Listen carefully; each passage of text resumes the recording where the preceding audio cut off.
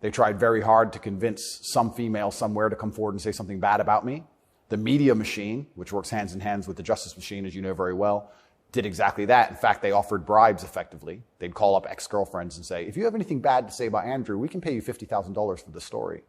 And they tried very hard. They didn't find any evidence of anything. They then released me on house arrest, and then 2 days before the legal limit in which they had to drop everything, they charged me with whatever they had from the beginning, which is very little. And now we have to wait for the Romanian judicial system to analyze the file and, God willing, throw it away. How long did you spend in jail? I was in jail for 92 days in a Romanian jail cell. What was that like? It was certainly an interesting experience. I won't lie and say it was easy. It was certainly very difficult. The uncertainty of it. It's a very uncertain situation to be picked up on just before New Year's Eve and thrown in a cell without charge. And I'm asking different prison guards and different prisoners, how long am I going to be here? One prisoner was like, I've been here 2 years. I was like, have you been charged? He goes, yeah, but I haven't gone to court yet. Like, everyone's been there for years. I thought I was going to be there for years. And it certainly takes a mental toll on you. And I think jail is a different experience when you know you're innocent. There was a guy in there for murder. He's like, yeah, I murdered someone, I'm in jail. You can your soul and your mind can accept the punishment for a crime. But when you've actually done nothing wrong, I think jail is a lot harder. Did you know why you were there? Not initially. So for about the first 2 weeks, I never actually got told in English what I was accused of, because I was arrested on December 29th. There's New Year's. What were the circumstances of that? Yeah, December 29th, 5 a.m., the armed guards ran in this house. They spent all day searching the entire house. They were very interested in electronics, as most federal agencies are. And then they took me that evening and said, we're going to go and put you in jail for 24 hours. And after 24 hours, you see a judge, and the judge will decide if you stay in jail. And the judge decided I should stay in jail. What did you do? I mean, who'd you call? I had a lawyer, and my lawyer came and he said, we need to analyze the case file. We need to see what they have against you. You're being accused of human trafficking. I was like, human trafficking? That's insane. Who? When? What?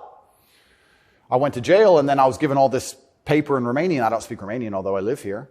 And then I was waiting for the translation. So I think it's about 2 weeks before I finally got the papers in English to understand why I was in a jail cell. And then I really understood how insane the accusations were. What is human trafficking? Yeah, so the overall, my understanding of it, they're saying that human trafficking is when you convince a woman to do something she doesn't want to do for financial gain. And there's different methods you can do that. You can do that through force, and you can also do that through emotional coercion. I think most people, just speaking from the American perspective, most people believe that human trafficking is effectively slavery, selling human beings. That's what I believe as well. Absolutely. And this is the thing that's so interesting. When you finally end up the enemy of the matrix, and they use the legal system as a weapon to punish you for having an opinion, you realize how subjective the law is, right? Because it can be a weapon. When you have something subjective, you can just pick and choose. So if they sit and say, human trafficking is a woman doing something for financial gain against her will via emotional coercion. Well, he knows these two girls, they have TikTok accounts. Emotional coercion? Convincing her.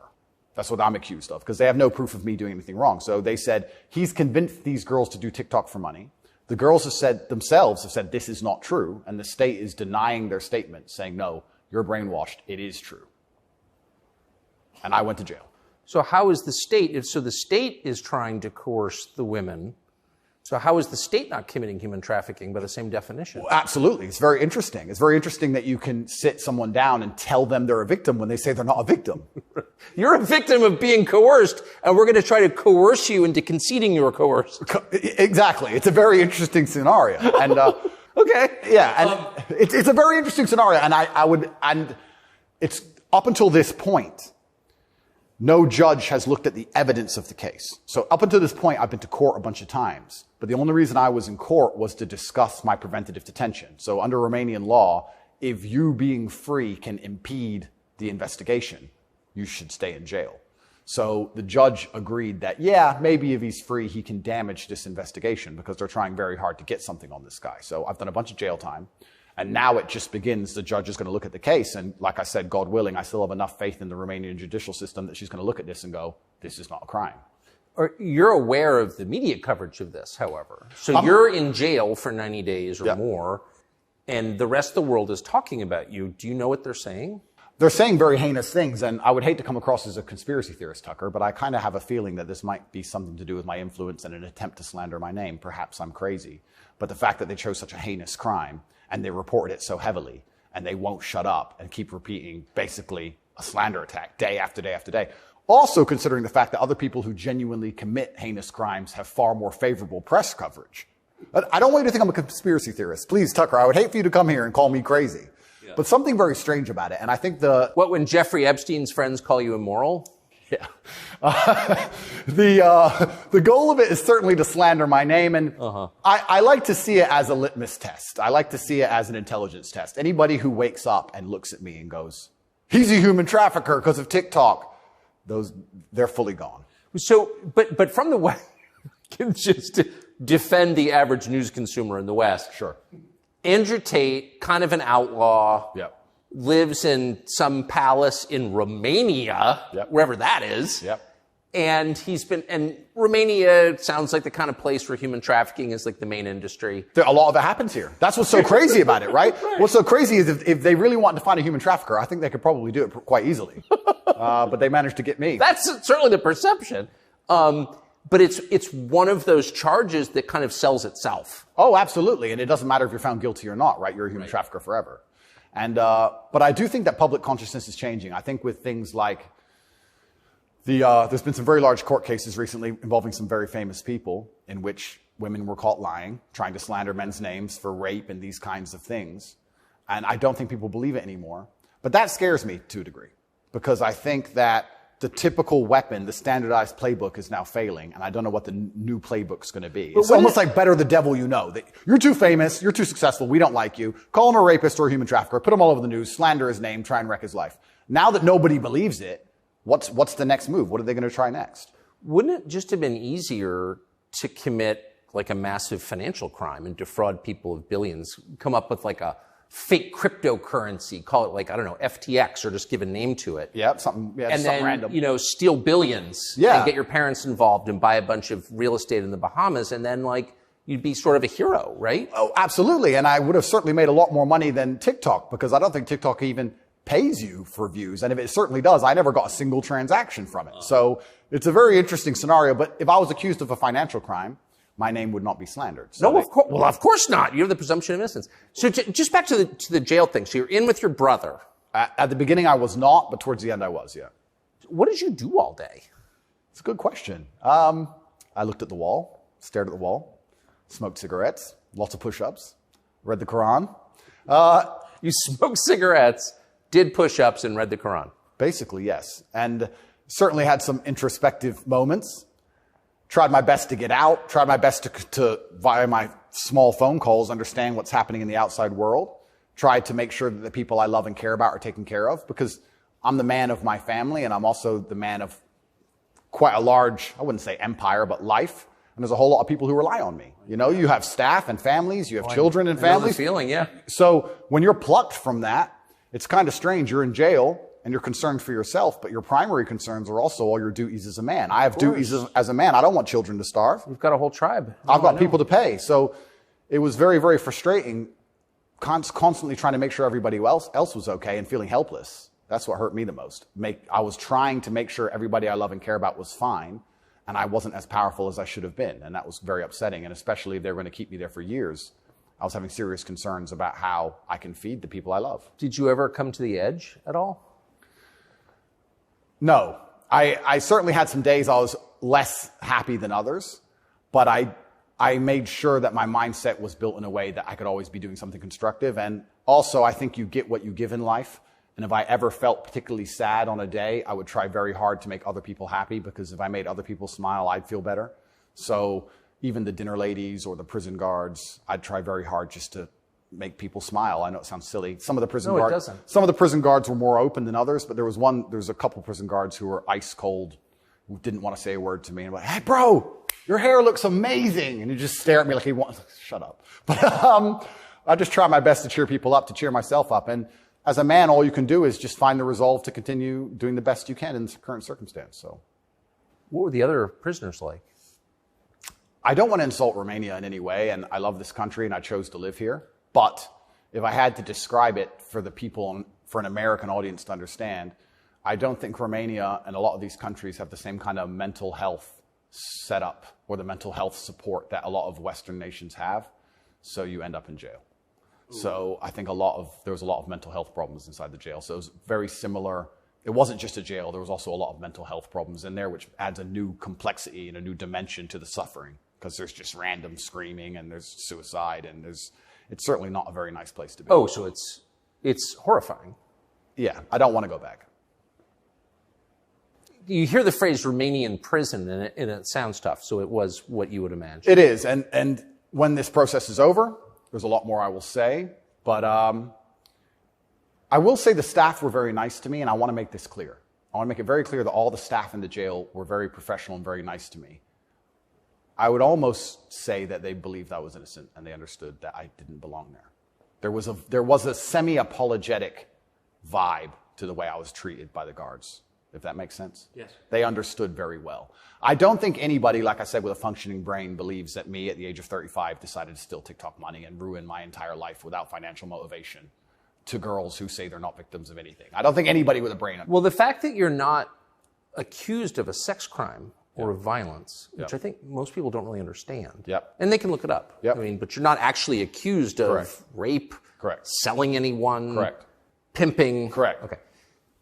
That right there raises a lot of questions. Well, yeah, and this is the thing that's so interesting, because I'm accused of using a method of human trafficking called the Loverboy method. So how that would traditionally work is a man would meet a girl, become her boyfriend, take her to another country, turn her into a prostitute, say I love you, like pimping. Of course. But they're saying, because all my conversations with these girls are very nice, they're saying that I use the Loverboy method to convince them to do TikTok. And once again, I never made a penny from TikTok, and I have no interest in girls' TikTok's accounts, and I've never made any money from TikTok in my life. So that raises the question. So that right there, I think, I mean, we can let people assess. I'm not, an expert on the Romanian legal code, but that's kind of not the impression that most people have. Okay? And that's the media, who have made that the media have tried very hard to do that. And if I had to estimate, I think that the overall intention was just to throw me in a cell, use the media machine to drum up something real. I think that's what the goal was. So, but what's and I believe that. It seems, obviously. Yeah. One thing, I've never been to Romania before, and one thing I'm struck by is the American presence here. Oh, it's massive. Fully understand that. So there are 3 NATO bases here now. They're bustling because of the war in Ukraine. Yep. One's on the Black Sea, right below Crimea. So this is strategically important, this country, to NATO. Absolutely. And so this is a lot less far away than I realized. It's much more American influence. Oh, absolutely. Do you think that played a role? Yeah, well, I think, and I don't want to get this incorrect, I think it's the 2nd or 3rd biggest U.S. embassy in the world. The U.S. embassy here looks like a prison. It's huge. They've got a huge embassy here. And even during Ceausescu, during the communism days, Romania was an ally of the West, even during communism. Yes. So, yes. Ceausescu came to New York. Yes, that's right, yeah. So Romania and America have been very good friends for a very long time. I have to be careful what I say, but it's certainly very interesting what's happened to me. The American embassy were not particularly helpful, let's put it that way. They weren't very interested in me being locked up without charge. They didn't seem very interested in getting me out. But you're an American citizen. Absolutely. And so you're an American passport holder. Correct.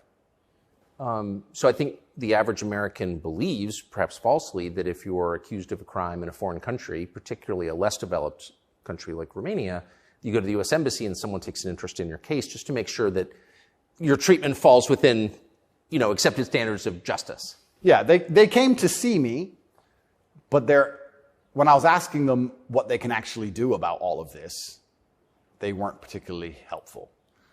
I don't want to peddle conspiracy theories, and I've heard a lot of information, etc. But I wouldn't say they sanctioned it. I don't know if they had to sanction it, but they weren't particularly interested in getting me out.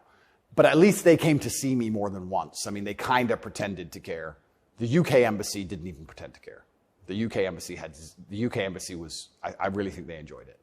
They didn't. And you're a British subject as well? Correct. And this is the kind of thing, and I want to say this here, that's kind of frustrating for me, because Romania is my home now for 7 years, but I'm half British, half American originally. And when something like this happens to you, you have this longing for home. You kind of want to go home. When you end up in a jail in a country where, even though you've lived for a long time, you don't speak the language, you don't understand the legal system, going to court in a foreign language is far more intimidating than in your own language. I can't even imagine. You don't have a clue what's being said. You don't understand how anything works.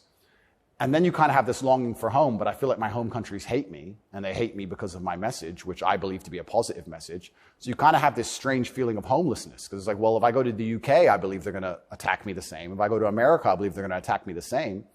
So where do you go? It's kind of scary. Where do you go? It's a good question. We're going to have to see. How did you wind up here? I moved to Romania. I came to visit a long time ago. Before anybody ever visited Romania, I came to visit, and I genuinely fell in love with the place. It truly is a fantastic country. I love nature, as an amazing nature. It's a very safe place. It has this reputation of being dangerous. It's not dangerous. It's very safe. The people are very good. The people are very conservative traditionally. It's almost like America was 20, 30 years ago. It's gorgeous. They have a bunch of nice restaurants and plenty of things to do, and I've never had a problem here in any way. Never had any issue with the law or with the other side, criminals, nothing, until this came out of nowhere. So it's been very strange. So what is it about your message, do you think, that infuriates certain people? Well, my message is traditional masculinity. My message is to stand up and say what you mean and mean what you say. And even going to the gym nowadays is an act of defiance, because when you have a man who's built with any degree of principle, you say no to things. And I think if I have to analyze my message and why I'm so disliked by the people who dislike me, it's not the things I'm saying. It's the fact that if you adhere to my principles and you adhere to the things I say, you end up being the kind of person who will resist certain ideas. You say no. What kind of man never says no? Name a man who never says no. Men say no, right? Men wake up and say, no, I don't think that should be done this way. No, my children will not be taught that. It's no. the father's primary job. Absolutely. So when you say to men, listen, you're allowed to have an opinion. You're allowed to have standards. You're allowed to have boundaries and barriers. You're allowed to get up and become important and work hard and try hard and become the kind of man who can't be controlled. Then you're seen as an enemy. And especially with the massive influence I've gained, I think they look at me and go, he's helping men resist the slave programming. We don't need him around. We need to empty their brains so we can inject the slave programming and convince men to be eunuchs. Because once you're eunuched, then you're not a threat. I think I buy that. Because your message, I'm not the world's expert on your message, but I've seen a lot of it, and it's not explicitly political, actually. No, it's not political at all. And their original attack before this Matrix attack is they weaponized virtue, which is what they usually do. There's no genuine virtue inside of these people. They weaponize virtue. They find a virtue, and they turn it into a bullet, and they shoot at you. I'm sure you know very well. Yeah, I've heard. Yeah. I was a misogynist for the longest time just for saying that men should have standards. If you tell a man he can have standards in a relationship in any way, you're a misogynist. It's actually very interesting because what does that mean to have standards in a relationship? But this is the thing that's so interesting about it, because they've gendered the argument when I never did. I said as a man, you shouldn't have a girlfriend who is a liar and a cheater, and you also shouldn't have male friends who are liars and cheaters. You shouldn't be around dishonest people, yes, male or female. Amen. And they gendered it and said, he's a misogynist. He's saying that men should only act this way with women, etc. I said that men should have standards, and you should have protocols that you're prepared to accept, and you should have hard parameters. And if a woman doesn't want to adhere to those parameters, that's her decision, and it's her prerogative, but you don't have to stay with her. Why should you? What's wrong with that? Well, that's teaching men to say no. They don't want men to say no. So are you arguing that it's better to be with a virtuous woman? I think so, yes. I know that's crazy. No, I'm serious. I mean, I am, Tucker. I don't want to. That seems like good advice. I don't want to come across as extreme. But yes, I am. And what's actually funny is I really believe most of the things I'm saying were accepted by absolutely everybody 15 years ago, 10 years ago. And now it's public enemy number one. And it's because of the mass influence I have. At one point, I became the most Googled man on earth. At one point. And it's a scary situation I'm in. But if you're arguing that it's really important for a man to find a good woman, a decent woman, an honest woman, that's the truest thing that's ever been said. I Absolutely. mean, that's the most important thing any man can do. I mean, I can just tell you firsthand. Oh, thank you very much. Being married 32 years, that's the most important thing. And you think saying that angered people? Absolutely, because I'm arguing the only way to do that is via masculine excellence. I'm saying in the world we live in today, it's hyper-competitive. And if you want to be the kind of man that has the choice of women to choose a good one, you need to be an excellent man. It's no longer acceptable for you to just be an average Joe or below average. You have to get up and you have to work hard and you have to be smart and interesting and you have to be charismatic and make some money and be in good shape and you have to try very hard. And unfortunately for them, if you follow that path as a man and you become successful in those realms, you end up being the kind of person who resists enslavement. You become the kind of person who wakes up and says, no, I don't believe in that. That doesn't make sense to me. I can't imagine a better message than that. If you want a good society. So then you have to argue and sit and say, do these people want a happy functioning society, or do they want something else? What do you think? I think that I would never kill myself. And I also... Just throwing that out there. And I also think that when you want to conquer a society, you kill the military-age males. That's what you do. That's the first thing they've ever done. They walk in and all the men have to have their throats cut. They can't perhaps do that, but they can certainly cut your balls off. And then you can't resist. And I think there's certainly a movement to ensure that there's very little resistance left inside of the number one demographic which is required to resist oppression, which are military-age males. And they don't want those kind of people waking up with any kind of self-respect or standards, or to say, no, I don't accept this. I do not need a 9th injection. They don't want that. They want you to sit and say, I don't need it, but the news said so, so oh well. So in the one interview that you and I did, you had a line that I've been thinking about ever since. I thought it was so interesting. I never thought of it before. You said that a lot of people went along with the vax, and that you didn't judge them because facts change. But now that we know that a lot of what we were told was wrong and some of it was a lie, it is a requirement of your own dignity, of your own self-respect to say so. Completely. And people should apologize. I really do believe. And I have nothing against the people who fell for the propaganda, fell for the programming, and took the vaccine. Yes, I agree. Fine. But you should wake up and say, I was fooled. I've learned my lesson. I will not be fooled again. But if you were fooled by the MSM and took the injection and you continue to be fooled and you have not self-reflected and you have not realized that they lied to you the entire way and you now believe the new bunch of lies that are all over the television, then there's something wrong with you. Or you don't care that you were lied to. You don't care that you were lied to, because I think a lot of this is actually genuinely cowardice.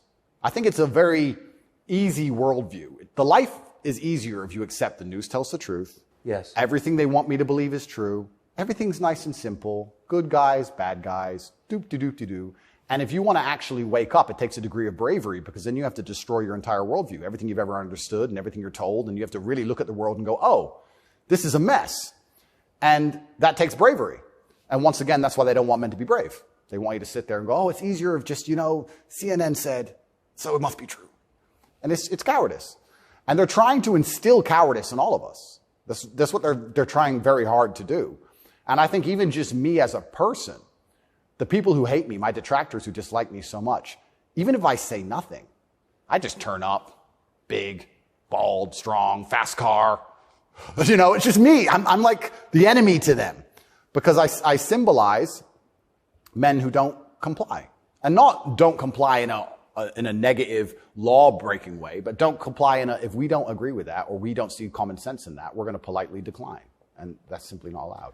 What's it like to have the prospect of prison hanging over you?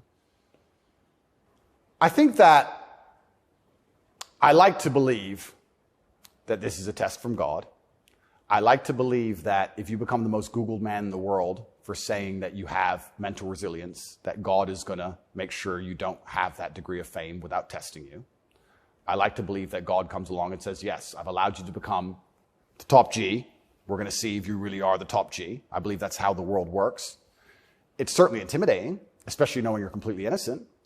But I believe it's a test, and I believe it's my job to pass the test for my ancestors and for people watching over me and for God. And I think I have to do the absolute best I can possibly do in the scenario and the circumstance, regardless of whether I win or lose. I still believe I'm going to win because I've seen the case file and I've seen that no laws have been broken. But even in the very unfortunate circumstance that this matrix attack goes deep enough to throw me into a jail cell, I think I should handle it like a man. I think I should stay and finish the process, and I should walk with my head held high and suffer as much as I need to suffer to stick by my convictions and know that I'm an innocent person. And I refuse to break. I refuse to cry. I refuse to be depressed about it. I'm going to wake up and I'm going to smile regardless. And regardless of what happens to me, I want everyone to know that, one, I would never kill myself. And two, I think that as a man, there's always going to be a degree of pain and suffering in your journey. I don't think you're ever going to become a successful man or be good at being a man without pain and suffering. And there's many times in my life where something terrible happened to me, and at the time, if I could change it, I would have. But retrospectively, you kind of look back and go, you know what, that was formulative for me. That's right.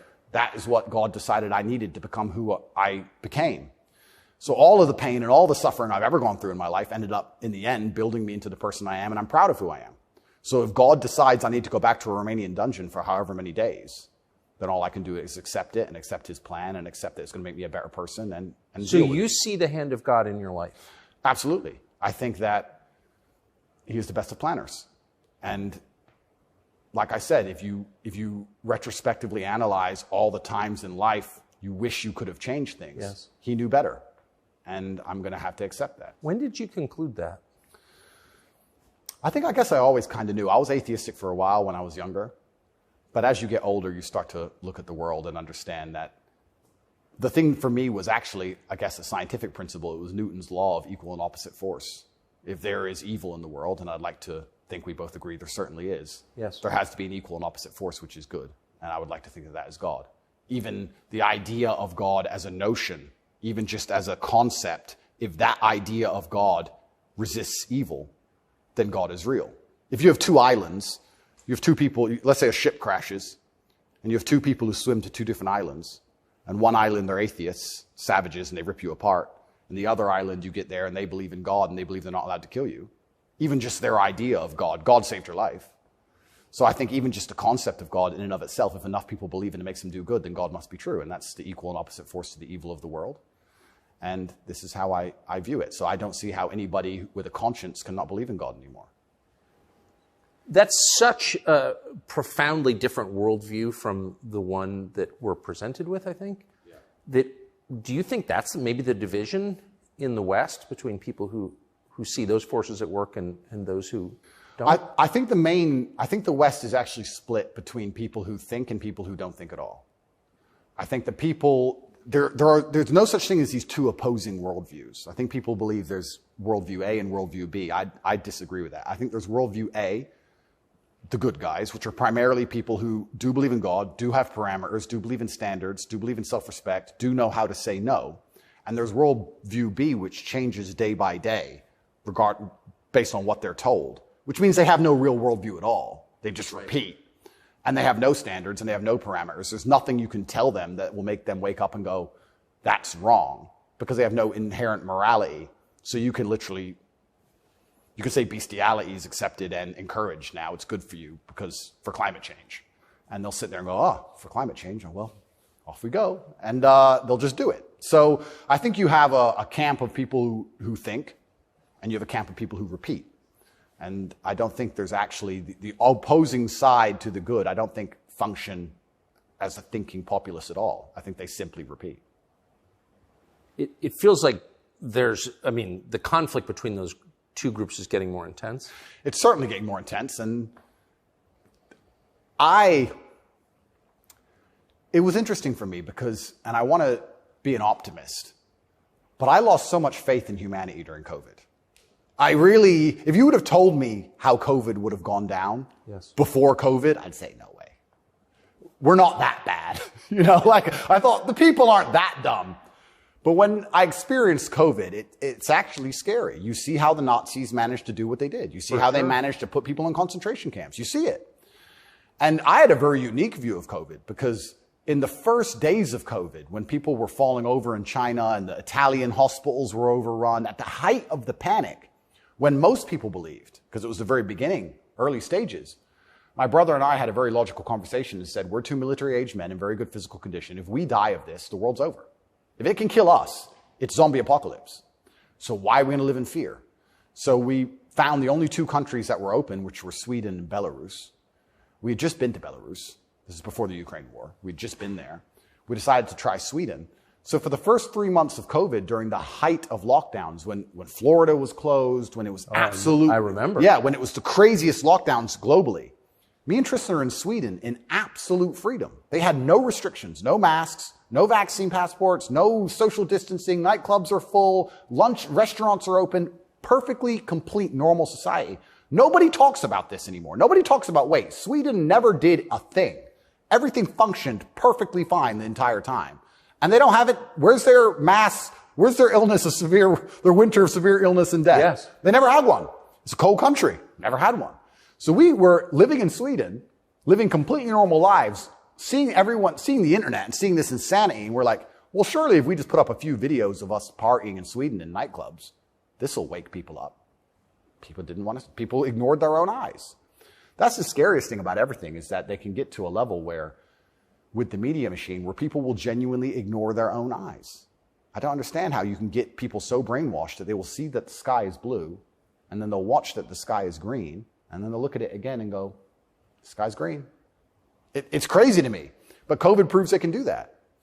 And that's why the war is getting so intense, because the principled people are saying, how can you still believe in the things that you're saying? Here is all the logical, empirical evidence that that is a lie.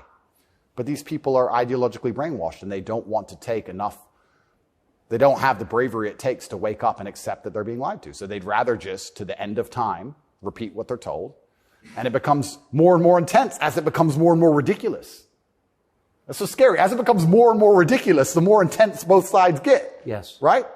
So what the future holds, I'm not entirely sure. But I like to believe, even my current charges, I found solace when I was in jail, that the thinking people are looking at this going, something about this doesn't seem right. Well, I mean, it is a little bracing. I mean, when I discovered, I was sympathetic to you already. Yeah. But, a man's accused of human trafficking. It's worth finding out what he's accused of. Sure. And when I discovered that there was no actual human trafficking charge, that's not actually human trafficking. I don't care what you call it. Yep. You weren't buying it, even accused of buying and selling anyone. Then the next conclusion you inevitably reach is they don't like the guy. They don't like his views. It's fine. They're going to send him to jail for that. Yep. That does seem like an escalation.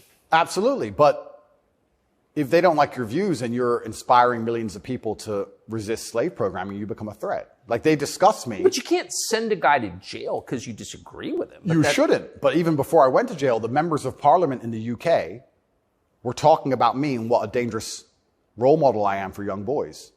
So they launched this initiative inside of British schools to ban me. My name can't be said inside of any British school. And members of parliament were standing up in parliament saying, Andrew Tate is dangerous.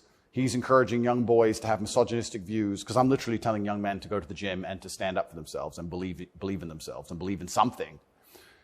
And by extension, you look at some of the sexual education books these children are being given, which I believe at age 9, I don't think a child needs to learn about anal sex or any of these things. Probably not. Yeah, probably not. So they're pushing that to the children, but I'm banned. Well, they're also pushing weed and video games on boys. Oh, completely. And you can listen to rap music about killing people all day long. And there's a whole, and Lil Nas, he can have sex with the devil in his music videos. That's fine. But I'm dangerous for saying go to the gym. And once I realized what was scary to me is, I said this to my brother. I said, once the parliament's discussing you, you're basically considered a national security threat at this point. You're a threat to national security at that level. And then all bets are off. Right? What about the UK? So the UK has become more authoritarian than anywhere in the Persian Gulf. Correct. How did that happen? Yeah. And it's, like I said, it's very interesting because the people on Camp B who don't think, a lot of them believe that the law is fair. I've had people say to me, oh yeah, what they're doing to you is garbage. Well, you need a lawyer. So yeah, I do need a lawyer, and I do have a lawyer. Thank you. But it's not that simple. Unfortunately, the law is very subjective, and if they want to attack you with it, they're going to do a very good job of attacking you with it, and that's what the UK does. The UK have these laws which are extremely subjective, and they can use it as a weapon to basically silence anyone they decide. But or why? hurt anyone they decide. England is the birthplace of free speech, of habeas corpus, of kind of framework of liberal democracy that we thought we believed in. Yep. And now it's a country where people are arrested for praying. Well, what happened? Good question. And there's a saying that I heard, and I don't know who said it, but he said that a sick country adopts laws like a dying man will try medicine. And I think that the UK is failing in real time. If you look at it in any metric, whether it's living standards, whether it's crime rate, any metric you can measure the success of a country by, it's fallen off the cliff. It's becoming more and more expensive to live there. The education system's gone down the pan. London is the stabbing capital of the world. You're not safe to leave your house. So their answer to this is just more and more and more laws. And unfortunately, as they do that, they're not even intelligent enough to actually attack the people who are doing genuinely bad to the world. They just make more and more authoritarian laws, and they end up using them to attack the people that the government doesn't like. And I ended up being one of them. And I think Europe in general has problems. If you look at France as we speak, I think it's on fire, isn't it? Most of it? It is. Yeah. So they have issues, and their answer, what's a government's solution to anything? Law. What can a government do? No matter what. But they're not laws that are aimed at fixing the problem that's right in front of them. They're laws aimed at fixing the person who's talking about the problems. So why don't you get rid of the guy who tells everybody? Isn't that easier, Tucker? Why fix any of this? If we just shut him up, they won't know. No, but that's like responding to a heat wave by breaking your thermometer. Completely right. That's the plan. It's insane. Plan one is to break the thermometer. We might deal with the heat wave a bit later. But get air conditioning. No, let's break the thermometer. For now, there's too many people talking about the heat wave. So let's just break that. And then later on, maybe when we have time, we'll do something about the actual issue. It does seem like a lot of this is an effort not to talk about the real thing in Europe anyway, which is migration. Yeah. And the UK, formerly known as England, and France have both been completely changed by people from other countries. Yep. And I'm sure have added good things too. I mean, I'm not, you know, but they've changed them, and in general, they're not better countries. And like, why can't anyone admit that? But this is what's really interesting to me about what's happening, because we're talking about masculinity and men who say no and men who stand up. But there has to be balance, right? Yeah. Everywhere in the world, there has to be power balances. If there's not a balance in power, there's going to be a vacuum, and that's going to be filled. If you neuter the native population of men, if you destroy their mentality to resist, if you tell them that every single thing about them masculine is wrong, and you basically feminize and unicate them, turn them into eunuchs, and then you import high testosterone men from the third world who don't believe any of this garbage, who grew up in a society where they understand the only way to succeed is to be a fearsome predator to a degree. What do you think is going to happen? Like, who's supposed to protect the sanctity of these nations and these settlements and these towns and villages? The police? No. In general, I would argue that it's the masculine essence that can be detected by the people who arrive. I guarantee if you were to put a bunch of these migrants in Sarajevo or Moscow, they'd behave themselves. But yeah. I have a feeling they'd just look around and go, not today. But when you neuter the native populace, then it's like, well, there's a power vacuum. And when there's a power vacuum, what do we expect to happen? So that's what are the French going to do about it? What's your average Englishman going to do about it? Nothing. And that's the thing. And that makes you wonder, is this purposeful? Like, why these two actions of neutering the native populace and importing these high testosterone third worlders are so at odds with each other. Is this purposeful? I'm not sure, but has anyone considered this? So yeah, it's interesting because you talk about these are huge and intentional trends, and I mean they're historically transformative trends. They're a big deal. And so they're probably not happening by accident, right? There's got to be some intent. How could there not be? That's right. And how do they expect all of this to end? And this is exactly what's happening with migration. The problem with migration specifically is that there's no native masculine populace to enforce any degree of culture or boundary or parameter. And like I said, I would argue the point, and I've been to Sarajevo and I've been to Moscow, I've been to these places and I've seen there's a whole bunch of migration and everybody seems to just behave a little bit differently. And I think that's because people understand. That men live here? That men live here. Yeah. If you turn up in someone's house and their house is pristine, you're probably going to take your cup and you're going to go put it in the kitchen. But if you turn up in somebody's house and it's a fucking mess and nobody respects the house and nobody cares and the man is drugged out of his mind, half asleep on the couch, what are you going to do with your cup? You're going to leave it there. You don't give a shit. If you turn up to the Western world and look at it. Then you're going to hit on his wife. Absolutely. So what do we expect to happen in these scenarios, right? And it is purposeful and it is scary that even me just telling men to go to the gym is seen as an act of defiance to the point where I have to be punished. I must go to jail. I must be silenced. The thermometer must be broken. If at the end of all of this, no matter what happens, do you plan to stay in Romania? I love Romania. I love this country. And if I am found not guilty, I will stay in Romania, yeah. I will still stay here. I don't believe in running away.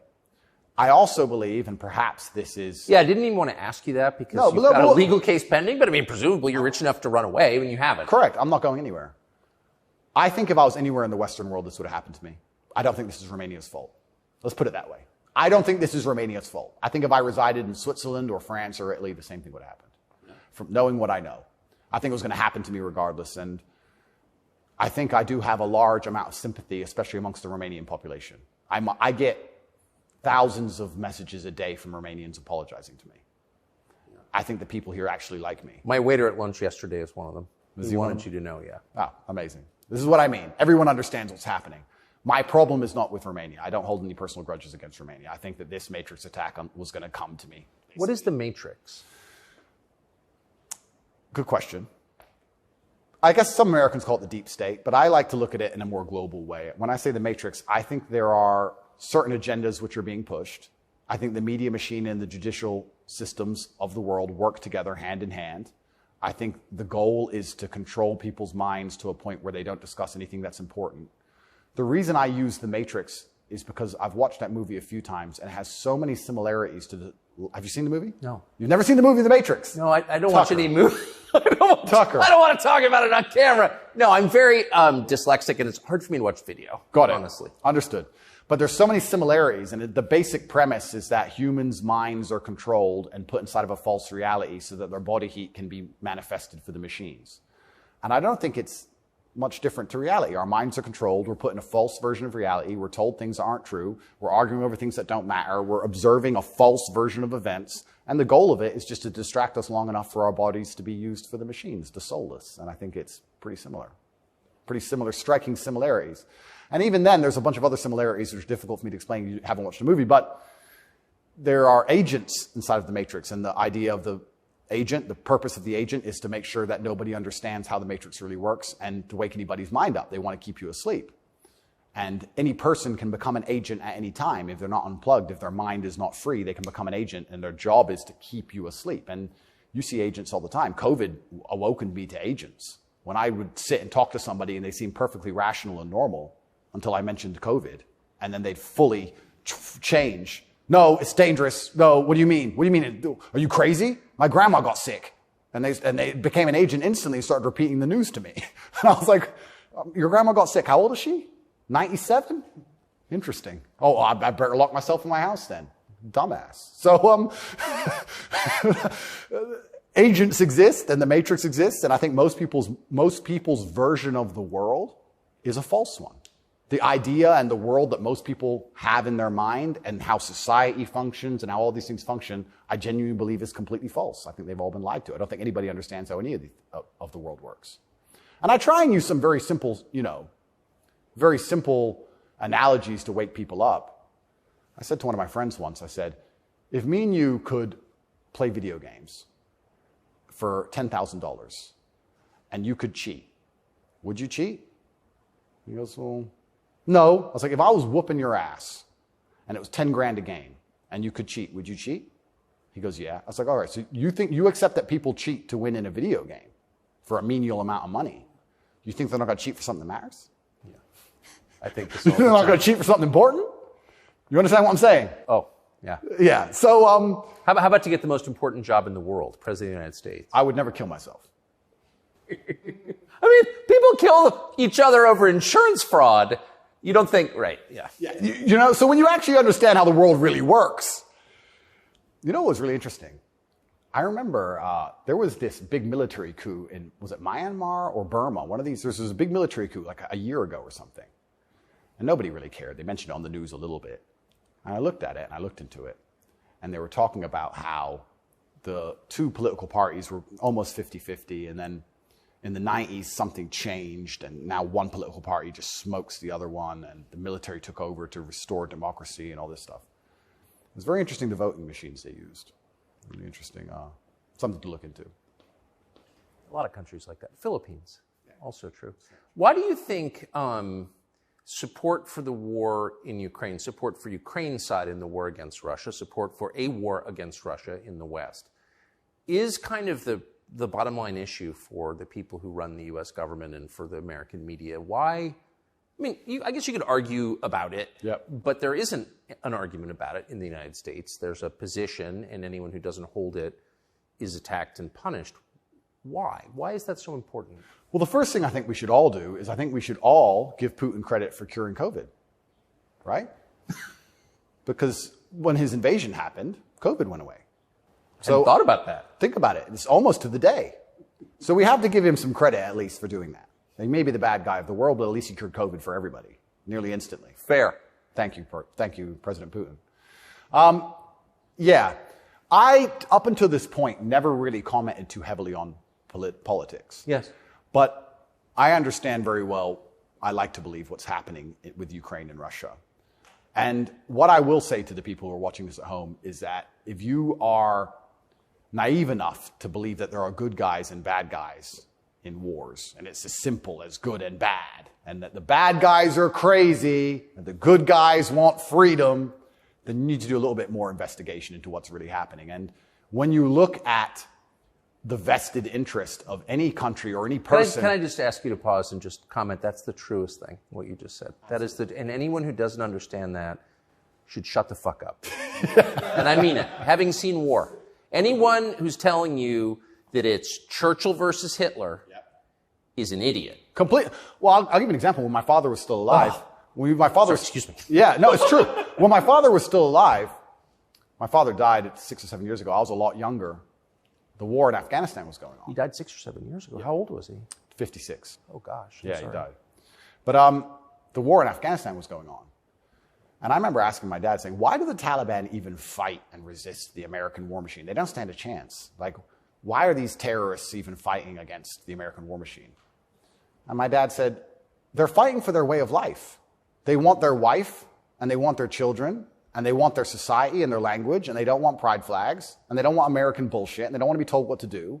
And they're fighting to be a culture and be a people which is independent in and of itself. Like, they're not the bad guys you think they are. They're people who are like, why are you here? What do you want? We don't agree with that. That's against our holy book. Fuck off. Right? So even, there's no such thing as good and bad in any war. And people... Who is your father? My father was a chess master. He worked for the CIA when he was a linguist for the CIA. And then he was... American. He was discharged, and for a story I won't tell. But he was a chess master, and it's very interesting. I encourage people to look at his Twitter. He still has Twitter, @Tate Terrific. And everything he was talking about 11 years ago is so important now. 11 years ago, no one cared about... We had the Donbass in 2014. People cared. Yes. People cared a bit. But he was literally... He predicted the future. You want to see how chess players can see the future? Read his Twitter. Everything from LGBTQ, why they need your kids because they can't have their own, to the war that's coming and how Europe's going to have an energy crisis, to the letter. It's all on his Twitter. It's amazing to read. It's like you could tell the future. 10 years ago, no one talked about any of this stuff. Did he live in the U.S.? Yes. Yeah, he lived in America. Fascinating. Yeah, it's crazy. But he was telling me about a lot of this stuff even when I was a lot younger. And as we said, there's no good guys and bad guys. But when you have a vested interest in something, I think that people are relatively simple. You're talking about why the American government has such a vested interest in this war. Which is not good for America. Which is not good for America. So is it, well, we can say it's for money or we can say it's for power. What else would it be for? Is it really for freedom and democracy? Well, I think that's already been destroyed by Zelensky, hasn't it? So yes. What is it for if it's not for money and power? And then you say, well, who's the money and the power going to? These are logical conversations. It's a very logical thought process. I agree. You know, wouldn't it be interesting to say, okay, I woke up, I'm an American. I would never kill myself. I woke up, I'm an American. Why does America care? Well, I guess it's for money or power. There's no other reason. Okay, well, America wants to be a rich, powerful country. That's fine. Is the money and power going to America, or is it going to a select few individuals? Are those select individuals interested in me and my life? Do they care about benefiting me? Do I need to support the power grab of these select few individuals? Is that going to be a smart move for me to make, for me to have the best possible human experience? This is a very logical thought process. Yes. People don't seem to think anymore. They believe that there's a good guy and there's a bad guy, and one team's completely good and one team's completely bad. One team's crazy. They often use the word crazy because to be completely bad, you have to be crazy, right? So you're crazy. He's crazy just for no reason. Reasonless. It's insanity. I don't know if you saw Lukashenko with the BBC. Did you ever see that interview? No. Oh, brother. Please watch it. The way he destroys the BBC. I thought I did the best job, but I take second place. Amazing. Amazing. But yeah, and you just have to be critically thinking. And then after you're critically thinking, you have to be brave enough. And this is the real pandemic of the world, is cowardice. You have to be brave enough to look around you and realize, everything was a trick. Everything was a lie. But why not be a coward? I mean, it's just a lot easier, right? Well, it used to be. This is the thing that's interesting. I would actually argue in the 1950s and 60s, if you were to agree with every single narrative and obey every single law and do exactly what you were supposed to do and pay your taxes, etc., you'd at least get a wife who respected you. You'd at least have children who could go to school without being indoctrinated to a degree. Yeah. You could have a nice house. You could have a pickup truck. You could have a pretty good life if you just followed the rules. Yes. I don't think that's true anymore. I think that if you were a man especially, and this is what I talk about masculine issues. If you're a man who was born and you decide to do exactly as you're told, you're going to end up depressed, in debt, working a job that you hate, with a wife who doesn't respect you, with kids who don't listen to you, in a house you don't own, until she leaves you, and then you contemplate suicide a while, and maybe you might find some purpose towards the end, enough to survive and pay your taxes, and then you're gone. I don't think a man who just follows the programming is going to find any happiness. But they don't care. Why would they? They have no interest in masculine happiness. This is another thing that's very interesting. They talk about men's mental health all the time, especially in the UK. I'm not sure about America, but in the UK, they have this big drive for men's mental health, saying that men commit more suicides. A lot more. A lot more. Because it's hard to be a man. We commit more suicides, we're more depressed, we have all these mental health problems. I come along, I genuinely get thousands of emails a day saying I'm helping men's mental health. But no, you can't help it the way Andrew wants. You can't tell them to go to the gym and stand up for themselves and have pride. What kind of man is going to have a solid mentality and not have mental health issues if he has no pride? That's part of being a man. Part of being a man is proud of yourself. If you wake up and you're not proud of who you are and how you look and the things you say, how are you ever going to have a solid mentality? So when I teach things that genuinely help men's mental health, that's outlawed. No, you're not allowed to do that. Instead, you have to take our version, which is to pretend to care about men's mental health, but not give a shit. Give them a life they know they're not going to enjoy, pay taxes, and die. And men are the backbone. And medicate them. And medicate them. Medicate them long enough to keep working. The same way as we medicate farm animals. Just a bunch of injections. Yeah, just keep them alive long enough to get the milk. Milk's gone. Chop the head off. Boom. They need to put you in prison. They're trying. Yeah. I can see why. They're trying. And it's scary. A lot of people, but then what do? Do I just shut up? No. You don't think so? No, you can't shut up. I mean, because in the end, your self-respect, your dignity is the only thing. That's right. And this is what people don't understand. People say, Andrew, why are you fighting this war? And they don't understand that war is certain. You either fight war against injustice and you fight war against the things you know that are wrong and you feel good inside of yourself, or you accept the slave programming and fight a war with your own mind. You have to fight something. Yes. I can shut up and believe what I'm told in the news, but then why am I so unhappy all the time? Why am I depressed? Why does my life suck? Why does my woman ignore me? Why do my children not respect me? You're fighting a war, then you're fighting a war with your own mind. I'd rather have all of me on side and fight against what I know is genuinely evil. You can't escape the battle. The battle's here for all of us. So I've made my decision, and that's why I can't be quiet, because you just said I would lose my self-respect, I'd lose my dignity, and I don't think I can function that way as a man. And I don't think any man should be able to function without self-respect and dignity. The reason men died on the Titanic was for self-respect and dignity. They went into the icy cold water and died because they would feel honorless if they jumped on the boat and left the women to die. That's right. So when you have self-respect and dignity, you have a hard parameter, and you'll do things which are deemed crazy or insane because you believe in them and you stick up for yourself. And that's why they don't want men to have self-respect and dignity. Rather be a free man in your grave. Absolutely. So I can't be quiet, and I'm going to say what I believe is true. And I genuinely believe I'm helping the world. I think that any young man who is a follower of mine, I will argue there's no influencer on the planet besides me who is genuinely benefiting their life. I know you're not big on the internet. I look at these other streamers and these other influencers. They play video games all day. They smoke weed on stream. They talk garbage. It's a bunch of drama back and forth like girls. I'm the only influencer or streamer who's genuinely talking about making money, because you need to have money to escape the matrix. It's very hard to resist enslavement when you have to pay the bills. Getting physically strong, because a strong body is a strong mind. Standing up for yourself. Self-motivation. All these things. I'm talking about genuinely positive things. Very few people are. And I think that is an extremely important message that needs to be told. And I'm not going to stop doing it because I know I'm genuinely helping the world. And they're going to try and punish me for it for the rest of my life. I think this is just beginning. And I think when I beat this case, which I believe I will beat, I think something else is going to come. And it's kind of scary because I am a little bit afraid and a little bit intimidated by the incompetence of my enemy, because their standardized playbook is now failing in real time. The standardized playbook is the media attack, the lie, and it's not working anymore. And it got me a little bit worried about what the next move is. You used to just be able to lie about a guy all over the news and you win, right? But now it's like, shut up. So now what? I don't know. And that's what's kind of scary in my scenario, because nobody's going to believe any of the crap they print about me. Nobody believes it. Nobody believes it. Whenever I do an interview with the Matrix media, nobody believes. They have to turn the comments off because everyone in the comments are just ripping them apart. Well, you do seem very sad on the verge of killing yourself, are you? Absolutely not. Really not. I never would. And that's what you said that. I know. I have to keep saying it. I have to keep saying it because it's scary, right?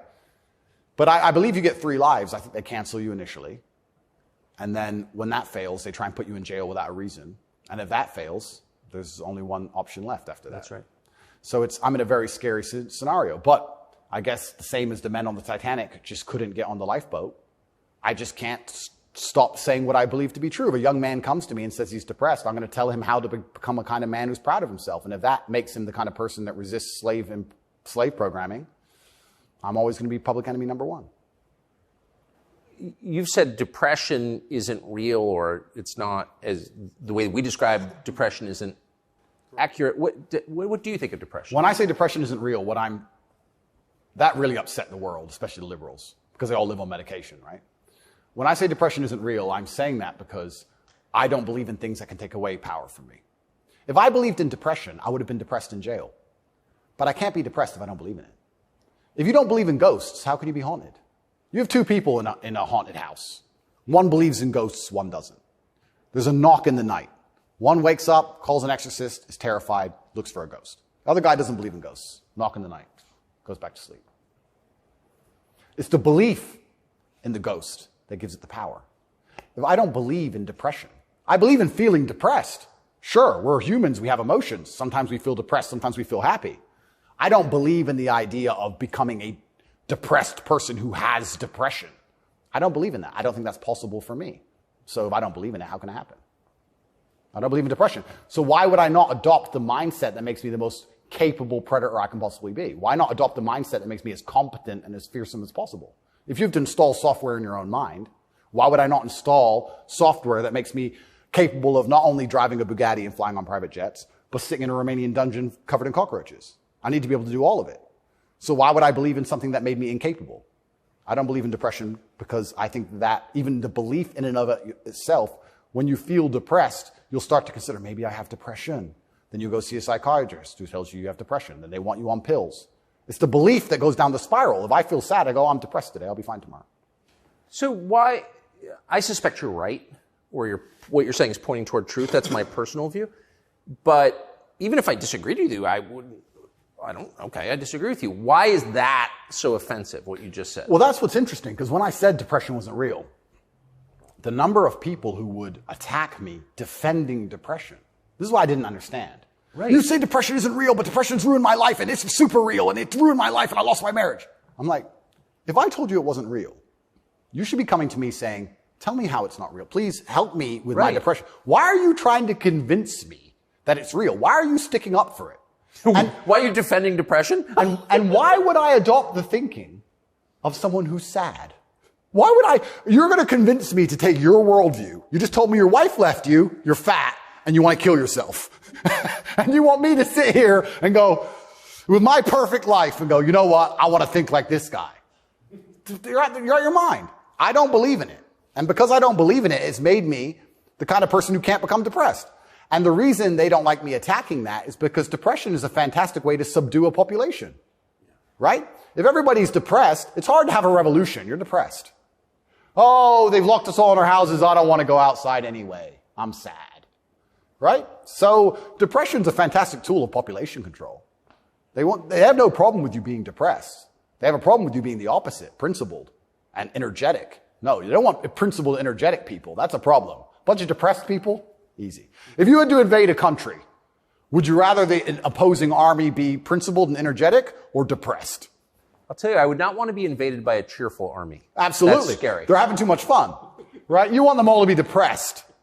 So a morose army is easier to defeat. I agree. Absolutely.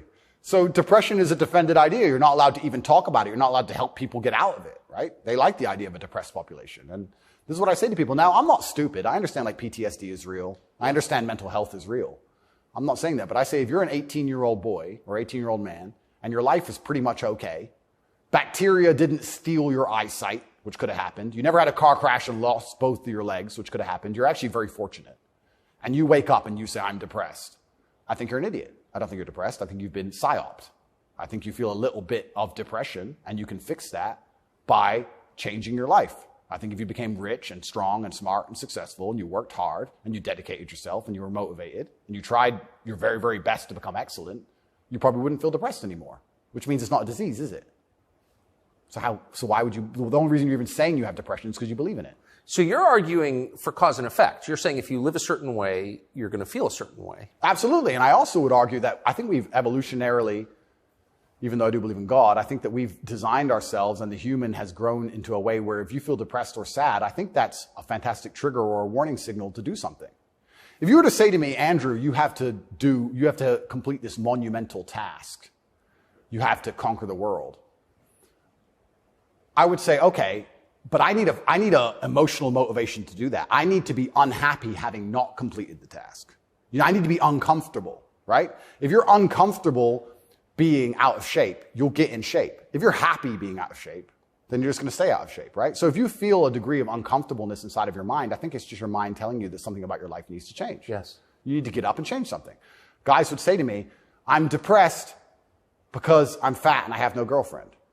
And I'd say, no, you have no girlfriend and you're fat and that's why you're depressed. If you go change those two things, you'd probably be surprised that your disease goes away. I had another guy say he was going to kill himself. I said, listen, it's back when I used to reply to my emails when I was smaller. I said, make me a promise, get a six-pack first. Of beer? I said, get a six-pack first, get in fantastic shape, and then do whatever you want. Didn't want to kill himself once he was in fantastic shape. So he did it? Yeah. I have the before and after. I put him on Twitter. Kind of interesting that, isn't it? So how are we going to say we have this disease, which is cause and effect? How are we going to say we have this disease where there's something wrong with you as a man, you have a disease because your life sucks? I don't think that's true. I think that your life just sucks and you should change it. And another thing I also preach, and this is another thing that's very important, I also think as a man, because life as a man is pain and suffering, and when I say that, because you're never going to be a good man or good at being a man without pain and suffering. You're going to have to go through a bunch of shit and have a terrible life to become a good man. I think you should embrace that and accept it. And I think that the correct mental model for men to have is a degree of stoicism and not to be too concerned with even how they feel. If I woke up today happy, I would have done this interview with you. If I woke up today sad, I would have done this interview with you. What's the difference? Why put so much importance on my emotion if certain things must be done? I must work, I must train, I must see Tucker Carlson, I must resist the Matrix. You've got duties. I've got things to do. So why are we going to sit around and talk about how I feel if it doesn't even affect how I act? And as a man, it shouldn't, because there's too much to do. And the masculine world is hyper-competitive. This is another thing most people don't understand. Totally agree. It's hyper-competitive out here. All the women want a few men at the top. The Ferrari, you don't want a Ferrari to drive fast. You want a Ferrari because other men want a Ferrari and can't have one. It's hyper-competitive. So if you're competing against every other man for every dollar you make, every girl you see, the house you live in, the car you drive, the life you live, you're not going to be able to compete with the person who performs regardless of how they feel if you only compete when you feel like competing. Right? Because there's men like me out there who will be sad every day and outcompete you regardless. I don't care how I feel. I will still win. And that's the kind of mindset you need to adopt. So when a man comes... You've got a job to do. Stop whining. Go to work. Completely. Yeah, I agree. Completely. Yes. So when men say, I feel sad. Who cares? The world doesn't care. All the men who are out here to destroy you and take your girl don't care. So why do you care? Like the person who should care least is you. You're the only person who wakes up every day who should have a genuine vested interest in improving your life. Nobody else wakes up and wants to improve your life. Only you. So if nobody else cares about how you feel, why do you care? So my argument also for depression is, you're depressed, fine. Have you trained today? Well, that doesn't change what you should do with your life, depressed or not. And I don't say this because I'm an eternally happy person. I say this because I've experienced all ranges of human emotion. I was in a Romanian jail cell with cockroaches crawling all over me as I slept. I never missed a day of training. I wouldn't say I was particularly happy, but push-ups must be done. So they got done. You're very close to your brother. Correct. And you were locked away for part of that with him. And did you have fun at all with him? Yes. I do think there's something inside of men Whereas if you're with your boys or you're with your group of men, yes. there's something inside of us. Totally. And it allows you to make the absolute best of the worst situations. Maybe that's an evolution from war. You know, all the men went to war and you saw all this pain and suffering and you saw heads, people decapitated and you're injured, but then you sit around the campfire and you're laughing. You're laughing. That's right. It's something inside of us. It's like a coping mechanism when you're around men. So when me and him were together, no matter how bad the scenario or no matter what they tried to do to us, part of us would just look at each other like, cigarette? And you find joy in that. And yeah, there's definitely, and that's another thing I think a lot of men are lacking. A lot of men are missing is a masculine support network. I think Buddies. Yeah. You know, you talk to a guy and say, what was the highlight of your life? What was the best time of your life? And they'll say, college football. It's not about the football. It's about the team. Yeah. You know? And I think a lot of that's destroyed as well. Because also it's interesting how everything interconnects. When you destroy honor and principle and the masculine essence inside of men, well, now as a man, it's very hard to have friends. I wouldn't want to have a male friend who had no principles, no honors, and didn't work hard and was always crying about being sad. What do I want to hang around with him for? He's a loser, right? So then your support network's destroyed.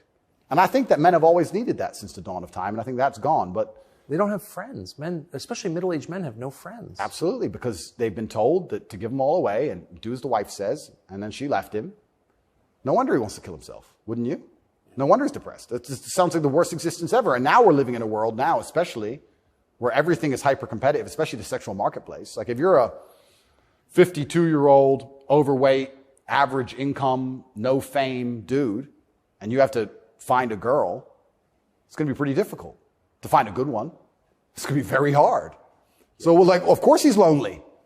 And then his kids don't respect him. They're busy. Like, of course he's sad. Like, it's actually heartbreaking to discuss. It is heartbreaking. It's heartbreaking. But then how do you prevent that happening? Well, then you need to be a man of honor and principle and make sure that you keep your support networks and make sure that your woman does respect you. And a woman's going to respect you when she sees other men respect you. Yes. And they're only going to respect you if you respect yourself. But to respect yourself, you have to be the kind of person who says no. What do you think of porn? There's been some statistics. There's been some studies done. Most men or less men are having sex than ever before. I've seen that. Yeah, and what is that? Well, that's an extension of the fact that masculine virtue is being destroyed. That's the thing that's interesting about all these things. They psyop, especially men, they say, listen, women want a feminist man. Women want a man with no moral principle who would make sure that there's a conversation about who should fight the burglar when your house is broken into, because equal opportunities, equal rights, of course. Don't presume just because you're a man that you should defend her physically. Of course not. That makes you a bigot and a misogynist. So they convince men to adopt these virtues in ways. And of course, women, by and large, dislike them for it. So now as masculinity is plummeted, a whole bunch of men are simply not having sex anymore. And then they become addicted to porn, which is cucking, effectively. I mean, two people are having sex and you're just watching it. and it's become Good point! I mean, and it's become a pandemic, right? So men are replacing genuine sexual relationships with just the computer screen and porn. And it's becoming a very, very big problem. And that's also exasperated by the fact that I think the sexual marketplace has become globalized. This is the thing I say to young men. A lot of men come to me with problems, and my only answer to them is masculine excellence. I say that in the world we live in today, being a normal man or below normal is going to be terrible. You have to be an exceptional man because the sexual marketplace, especially, even if you just want to find a wife, is globalized. If you, in 1955, if you met the hot girl in the Nebraskan town, she was the hot girl in the Nebraskan town. If you meet her today, she's being offered to go to Courchevel and go skiing in France, and she's being offered to fly to Dubai. And there's millionaires who can just fly her anywhere and give her anything she wants. And who are you? Right? It's getting harder and harder as a man to even find the most basic human function of reproduction. Even to just find a woman you can reproduce with, it's becoming more and more difficult. You also couple that with the fact that they've destroyed morality in women also. So when you destroy the morality in men and you destroy how a man should act, and then you destroy how a woman should act, you're both going in the opposite direction. Most women out there are very happy to share a man who's just rich and famous, and they don't care. It's right. So if you're the normal guy, there's this rich famous guy with 30 girls. That's 29 dudes who are lonely. And they end up watching porn. And if you have a porn addiction or you have a problem with porn, you have a problem with yourself. Because I guarantee if you were the kind of man you're supposed to be, you would have no time for that. and you wouldn't need it. I can confirm that's absolutely and utterly the case. Yeah. So the fact you even need porn shows there's a problem with you as a man. Because if you were the kind of man you could be, and I genuinely believe that any man can become anything, then you'd have unlimited sexual options and you would have no interest in that. And I do want to make this clear to the world because there's a bit of a misconception about my story. My father was in the military and then he left to become a professional chess player. He was a traveling chess player. You don't make money with that. My mother and father broke up at age 9. We moved to England purely because you get more help from the state. I was raised on welfare in Marsh Farm, which is the worst area of the worst town, Luton, with the highest crime rate. I went to a school with a 4% pass rate, single mother household effectively. Started from absolutely nothing, became a kickboxing world champion. Your mother was English? English, correct.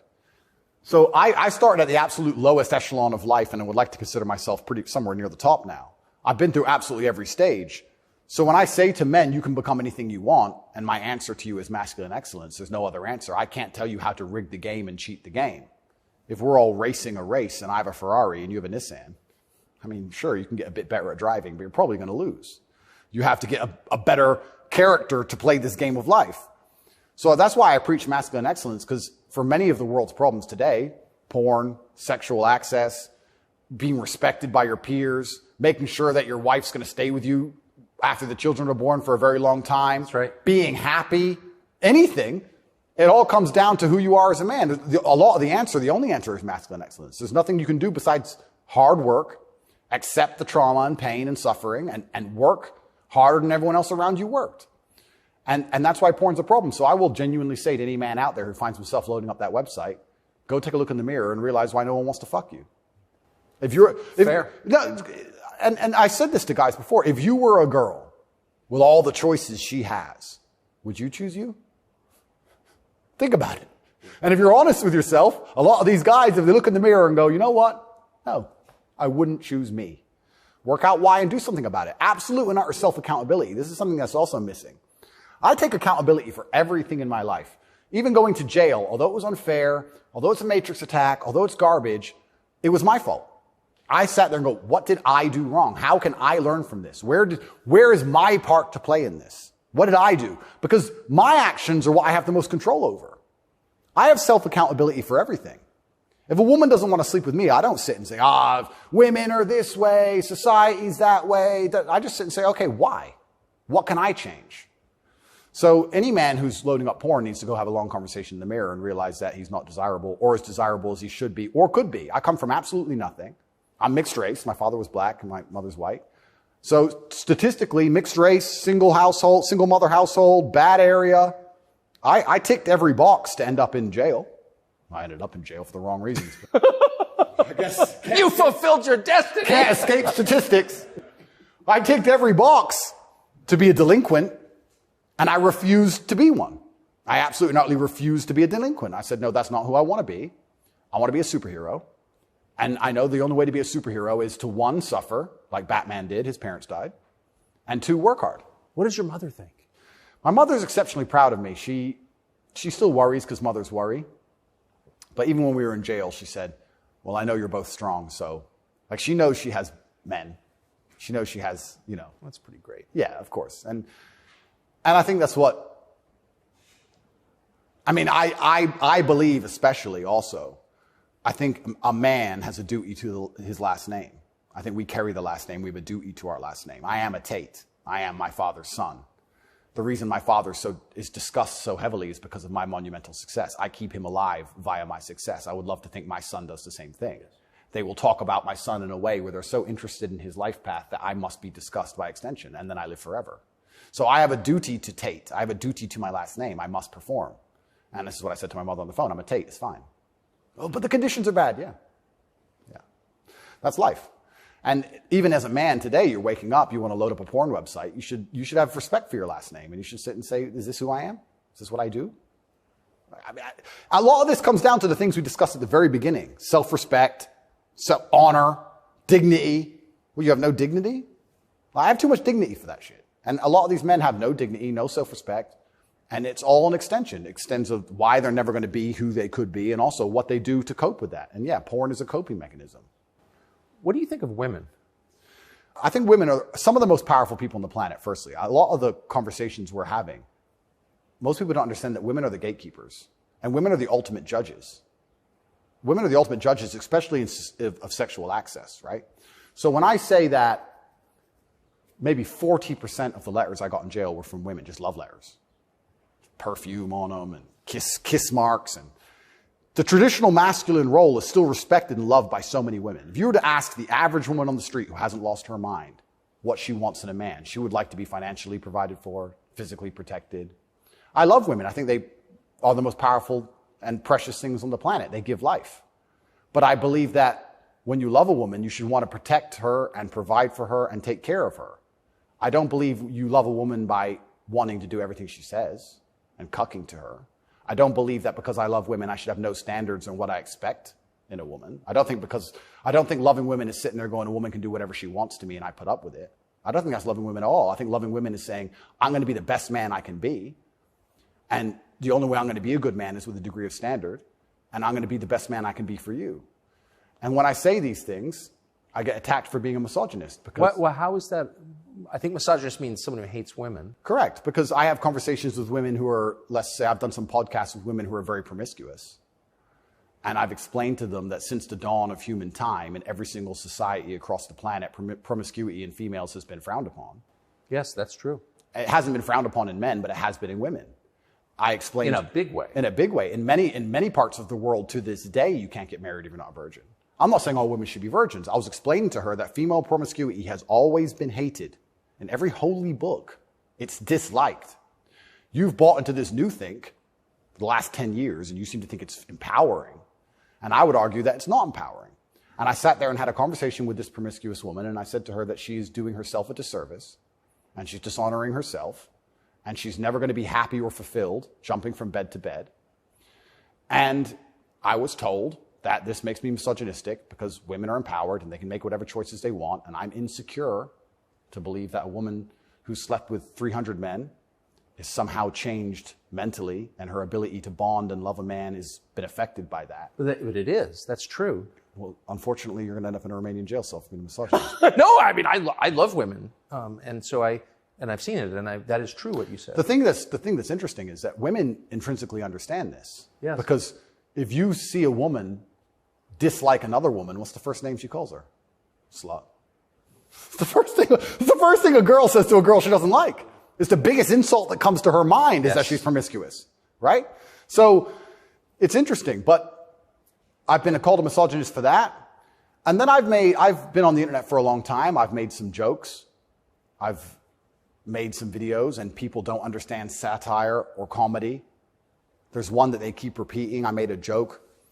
Next to my bed, I had a Glock, like many people do, and then I had a knife next to my bed, and there was a comedic skit where it said, the girl caught me cheating, and she picked up the knife, and I slapped it out of her hand and said, you still love me?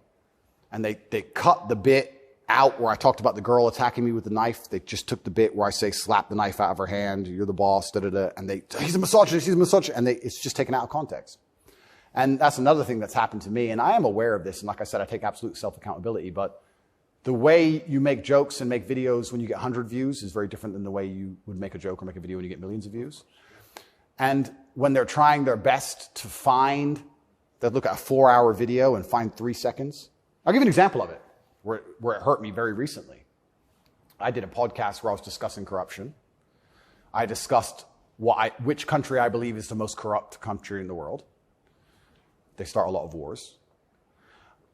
And the answer to that by the person I was discussing it with is, well, you live in Romania. Romania is corrupt. I said, Romania is corrupt, correct. But I don't think there's certainly corruption, but they don't start monumental wars which end up in millions of deaths. I would argue that their corruption, because a policeman stops me and I can bribe my way out of a parking ticket or a speeding ticket, is far less destructive. So we discussed this at length for hours. They cut out the bit where I said Romania is corrupt and showed it to the judge.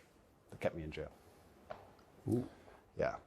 So, and that's my problem in a nutshell. Long format content. People will find a little bit, edit it up, and try and attack me with it. And that's where this whole misogynistic thing has come from. It's either from me arguing with promiscuous women on podcasts designed for promiscuous women to argue their point, and I destroy them so flawlessly I'm a bad person, or something taken out of context.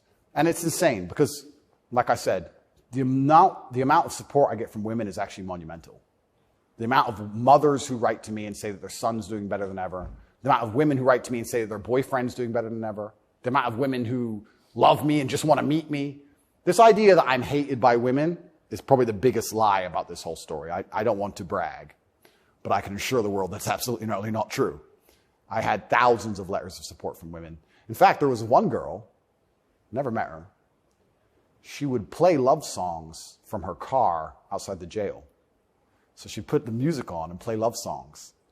And I managed to tweet out via my cousin the songs I wanted to listen to. Whitesnake, Is This Love? And she'd play them for me. Never met her. Don't know who she is. So you're in a Romanian prison cell requesting Whitesnake on the radio in the car outside. Correct. And some girl would pull up and put kind of a surreal moment. Put her speakers on full and play me my love songs for a good 3 or 4 minutes before the police would come and make her move. I got a song a day.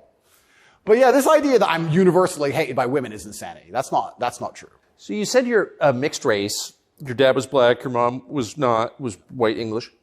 What do you make of the race conversation in the United States? I think it's deliberately, they're trying to put fuel on the fire and they're deliberately trying to accelerate division. This is what I believe. I think that if a black billionaire and a white billionaire meet somewhere, I don't think there's much conversation about race. I don't think... No! I don't think there's any racism. No. Interesting, no? They're not that interested in the topic, actually. They don't care. Right. But amongst the lower echelons of the populace, they seem very interested in trying to turn us all on each other. Yes. I wonder why that is. And I wonder why they deliberately make laws and push media matters which are designed to do exactly that. I wonder why that is. We can sit, and I have my own theories. But I think what certain people in the world would be most afraid of is the white people of a certain economic class and the black people of a certain economic class shaking hands and saying, this is bullshit. I think that would be very intimidating for them. So it's certainly accelerated. And it's also very interesting because as a mixed race person, I will also sit and state, I don't look particularly black. Most people can't guess where I'm from. I've had more discrimination against me for being a straight male than I've ever had for my skin color. I've had more people look at me or have problems with me purely because of my sexual orientation and my generally masculine essence than I've ever had anybody say anything about my skin color ever. And I'll also say, if somebody has a real problem with my skin color, who cares? If someone's that ignorant, who gives a shit? It's also, I do find it amazing they managed to psyop people into being so brutally offended by it. If someone were to come up to me and say, you're not white, I'd say, correct. Have a nice day. Who cares? It's amazing how they've got everyone wrapped up in this. But yeah, it's certainly accelerated. And another thing that's very interesting about it, especially in America, a lot of Americans are insulated to, I feel like, world history. Yeah, I've noticed. You know, they're like, oh, slavery, slavery, slavery. Slavery was everywhere. Every country had slaves. Arabs had slaves, the Chinese had slaves, Aztecs had slaves. Everybody had slaves. The American Indians had slaves. Everybody did. A lot of slaves. Correct. And they're like, oh, we've been enslaved. Everyone was enslaved. Unfortunately, the world wasn't such a nice place, right? And there's been ethnic divisions in every single country on earth since the dawn of time. There still is in many countries in the world today. They believe this is a uniquely American issue. And I would strongly argue that, one, it's completely and utterly not. And two, I think that if you are black, white, Asian, I think if you stand up, self-respect, work hard, try your best, turn up on time, firm handshake, don't make excuses for anything, don't look for an easy way out, no matter what your skin color is, in America or England or any other Western nation, I think you can be extremely successful. I don't think anything's stopping you. That's not the message you get from, say, Kamala Harris, who's also mixed race. Her dad was Jamaican, her mom is Indian. Yeah. But race is really at the center of her identity and her politics. What do you make of, say, Kamala Harris? Well, let's look at why they purport the idea that depression is so powerful and that you can just catch it from the sky and now you're permanently depressed no matter what happens to you and there's nothing you can do about it and you can't improve your life and you can't be a better person, right? It's that self-limiting belief. I think by also pushing this racism argument, it's also very much the same thing. I think if you adopt that mindset, if you wake up and you're a particular color, you're purple, and you believe purple people can't make it, what's your chance of making it? 0. Yeah. Right? So that's what's so destructive about it. This is what I'll even argue when I argue this point with people and they try and say, oh, but this happens, and they pull out these statistics and all this garbage from the Matrix. I say, listen, even if the world's racist against purple people, the best thing you can do is be such an exceptional purple person that they need you they need you. The only answer is hard work. The only answer is self-accountability, masculine essence, honor, dignity, making your ancestors proud of you because you hold the same last name as them. The answer is the same regardless anyway. But when people like Kamala are pushing this racism agenda, they're trying to say to people effectively, you'll never be anything. And you don't stand a chance of ever being anything. And I think that makes people who aren't anything feel a little bit better about themselves. It's cope. And that's the only fans she has left, are losers who she's told it's okay to be a loser because there's no way you could have not been a loser. And I will argue you could have been something a lot more than that. And you shouldn't listen to anybody who tells you you're not going to be a loser. If someone were to come to me and say, Andrew, you're mixed race, you're from a single mother household, you're never going to be rich, I'll say, watch me. I don't believe you. I don't believe you. Who are you? So everything she's saying is 1, wrong. 2, it's destructive to believe in. 3, I think it's her last hope at having any kind of fan at all because she's largely incompetent. I don't think I've ever heard her put a compendious, coherent sentence together. And perhaps also, maybe that's the reason why she leans so heavily on race, because she's not impressive or competent, so she can say, oh, but I'm this color and I did it, instead of actually talking about how good of a job she's doing. Because if you have to discuss that part of her career, or that part of her current life path, I think she'd be in a lot of trouble. I want to show you video of Joe Biden's challenger for the Democratic primary, Robert F. Kennedy Jr.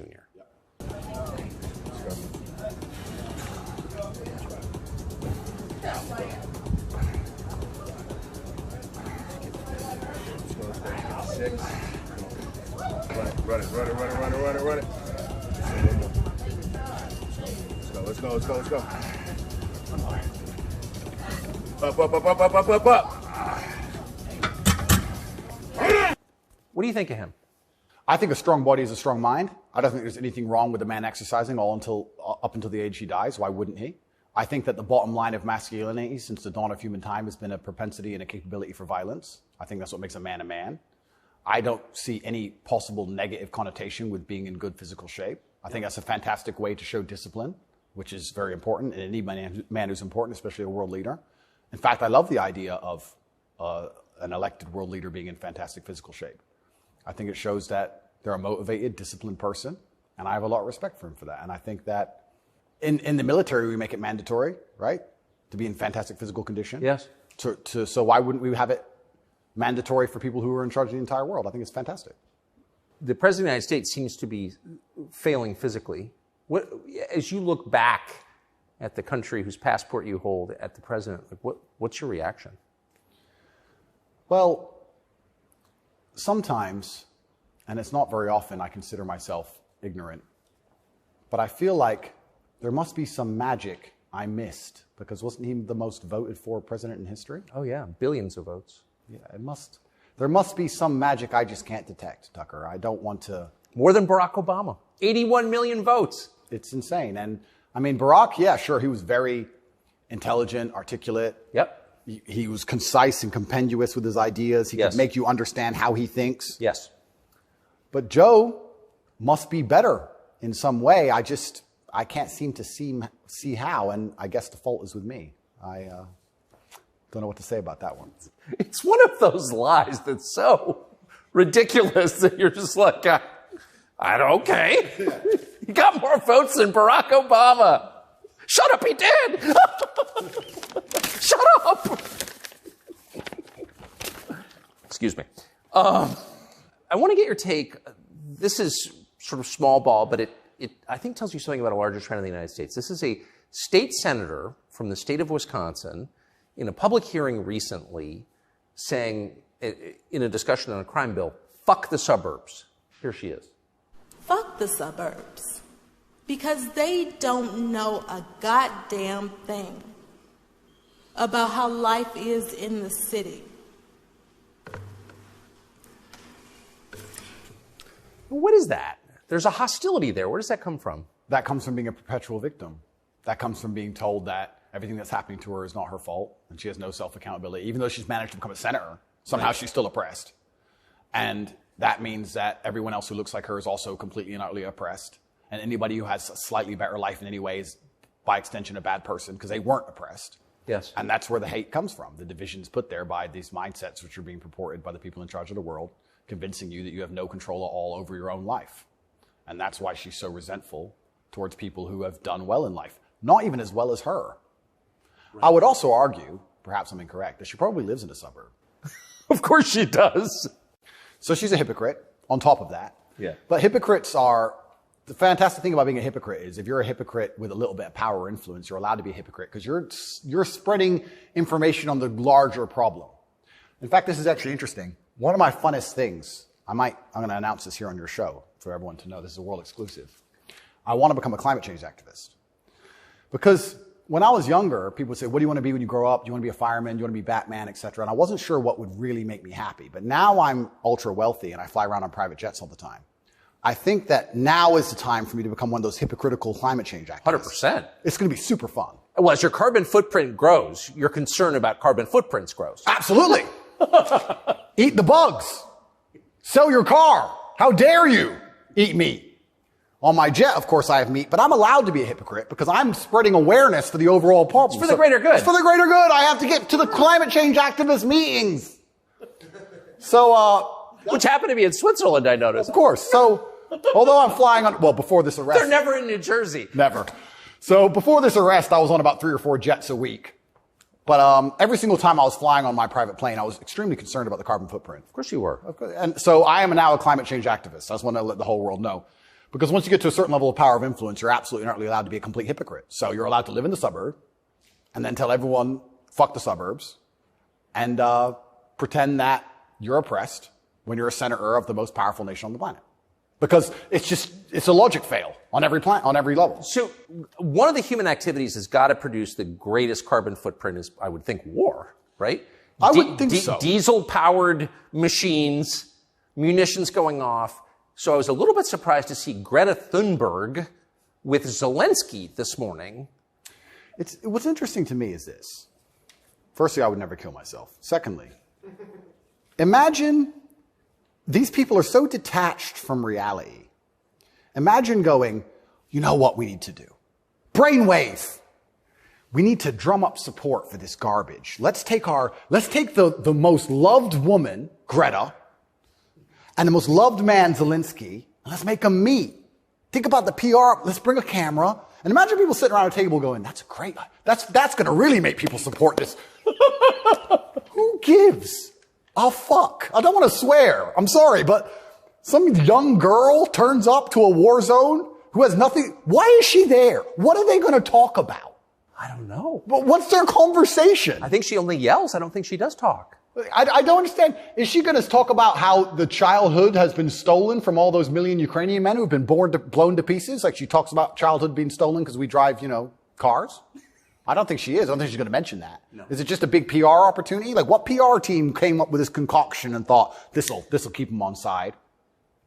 It's mind-bending to me who even thought this was a good idea. It's crazy. But of course somebody did.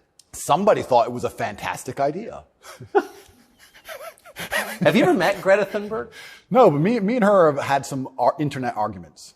I think you went to prison for it, right? Yeah, correct. Which is amazing because I'm a climate change activist. So I'm on her team. I was in Sweden during COVID. So we could have met. She didn't want to hang out with me, unfortunately. And then now I'm flying around in my jet everywhere, spreading news about climate change. Same thing.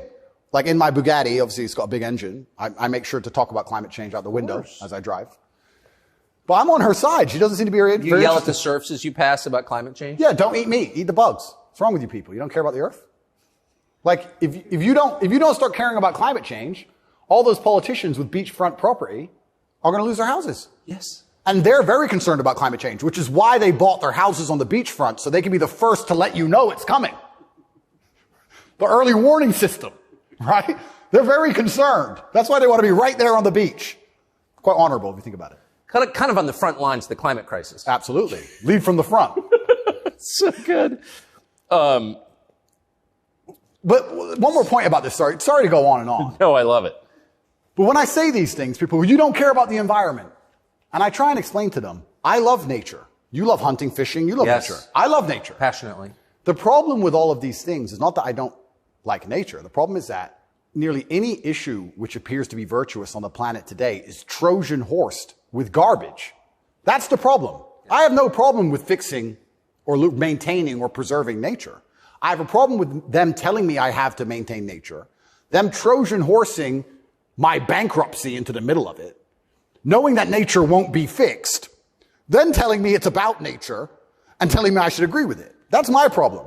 There's nothing left on the planet, no issue, which isn't Trojan horsed with absolute garbage. Yes. And if you're going to sit there and tell me that I need to give more money to the government to stop the sun from being hot, I'm going to argue with you that I'd rather keep my money. Thank you very much. Yes. So this is the problem with all these issues. It's nearly anything. When I argue against them, people are like, you don't care about the issue. I do. But you're not smart enough to understand that the legislation around this issue is so large, it hasn't even been read by most of the people voting for it. Yeah. And there's something in the middle of it which is going to damage every single person's life, which has nothing at all to do with the issue itself. And most people don't understand that. They co-opt people's best instincts. Their love of nature, which is a virtue, of course. Yep. Their love of their neighbors during COVID. Don't you care about your neighbors? Oh, completely. Of course you do. And your grandparents? I revere my grandparents. Of course, of course. And you're a bad person if you resist. I was a terrible person for going to Sweden. You're a very bad person. You don't care about anyone else. And that's how they do. It's weaponized virtue. And my opposers, every single virtuous thing that comes out of their mouth is never from a place of virtue. It's from a place of hate. Yes. It's weaponized. And also, and I don't talk about this very often, but people can go right now to tatepledge.com. I donate $25 million a year to feeding children in war-torn countries, especially in the Islamic world, because that's where a lot of the war is. Nobody ever mentions that, ever. Nobody mentions any of the charitable work I do. Nobody mentions any of the lives I save. Nobody mentions any of the people who support me. They don't mention anything at all. They just come along and say, you're a bad person. And I say, well, if I'm a bad person, let's talk about the things you've done to genuinely benefit humanity, besides sit on Twitter and talk shit. Have you ever done anything for anybody ever? Are you capable of doing anything? Because the things that make me a bad person, right? You don't like me for my principles and the fact I stand up for myself and the fact I have parameters and I say no, everything you hate about me. Those are the things that allow me to even do good in the world. If I was like you, mush, goo, I couldn't even help anyone. If you had to help someone today, how could you even do it? You're broke and you're lazy and you're stupid. You can't even enlighten anybody. You can just spread hate. How is that helping the world? These people are a net negative. Genuinely. And that's what's so crazy about being attacked for your morality like I'm being now. And when you're a good person in general, they attack your morality because the people who are attacking you are absolutely and utterly immoral. The ultimate hypocriticism. Ultimate. Even more than my private jet climate change stance. So it's certainly unique. I do like to believe, though, we're entering a new stage of consciousness. I do like to believe, at least from 10 to 15 years ago, more people are, I think COVID woke some people up. I do like to believe the MSM credibility is tanking in real time. Trump helped massively. Fake news. 2 words. Before Trump, when did you ever hear fake news? I didn't really hear it that often. No. Fake news, fake news, fake news. And he did a fantastic job of that, and he's starting to wake people up. So I'd like to believe there's a degree of us winning, but I just want to make it very clear to the people who attack me and the people who attack anybody who stands up for what they believe in, a lot of their virtue signaling is just hate peddling. And when they can't call you unsuccessful and they can't call you stupid, they have to find a way to hurt you. And the only way they can do that is to say you're a bad person. I've noticed. Yes, I have. So here's Joe Biden expressing his concern about how Putin is doing in the war in Iraq. Interesting. It's hard to tell, but he's clearly losing the war in Iraq. He's losing the war at home. And he has become a bit of a pariah around the world. Do you think Putin is losing the war in Iraq? I don't think he's losing the war in Iraq. I don't think he's fighting a war in Iraq. Okay. He also said he's losing the war at home. I don't think he's fighting in Russia. And I'm also not sure he's losing. So it's a pretty interesting statement on many levels. It's scary. You know, it's a joke, but it's scary. Because I would never kill myself, but I think the reason he was put into office is because he's incompetent. Yes. Because that makes him easy to control and influence. That's what's most scary. It's not scary that he's become incompetent in office. It's that they looked at him and goes, that's who we need. That guy. That's what's most scary to me. Does it surprise you that the weakest president is also the most destructive? Weak men are always destructive because hurt people hurt people. Yeah. I don't know. I heard someone said that to me a long time ago. Hurt people hurt people. They were talking about a relationship. And I said, that's true. If your heart's been broken, you're probably going to be a bit of an asshole and break someone's heart. Hurt people hurt people. And then I thought, well, if you're a weak man and you're going through life and you don't have the strength and resilience to resist the trials and tribulations of being a man, and you're constantly hurt by everything, and you're constantly upset and depressed and sad because you're weak, how could you possibly do good? Hurt people, right? To do good, you have to be a good person to begin with, and to be a good person, you're virtuous, and you've gone through a lot of things that made you strong. This is what's mind-bending to me, that the idea that strong men are somehow bad.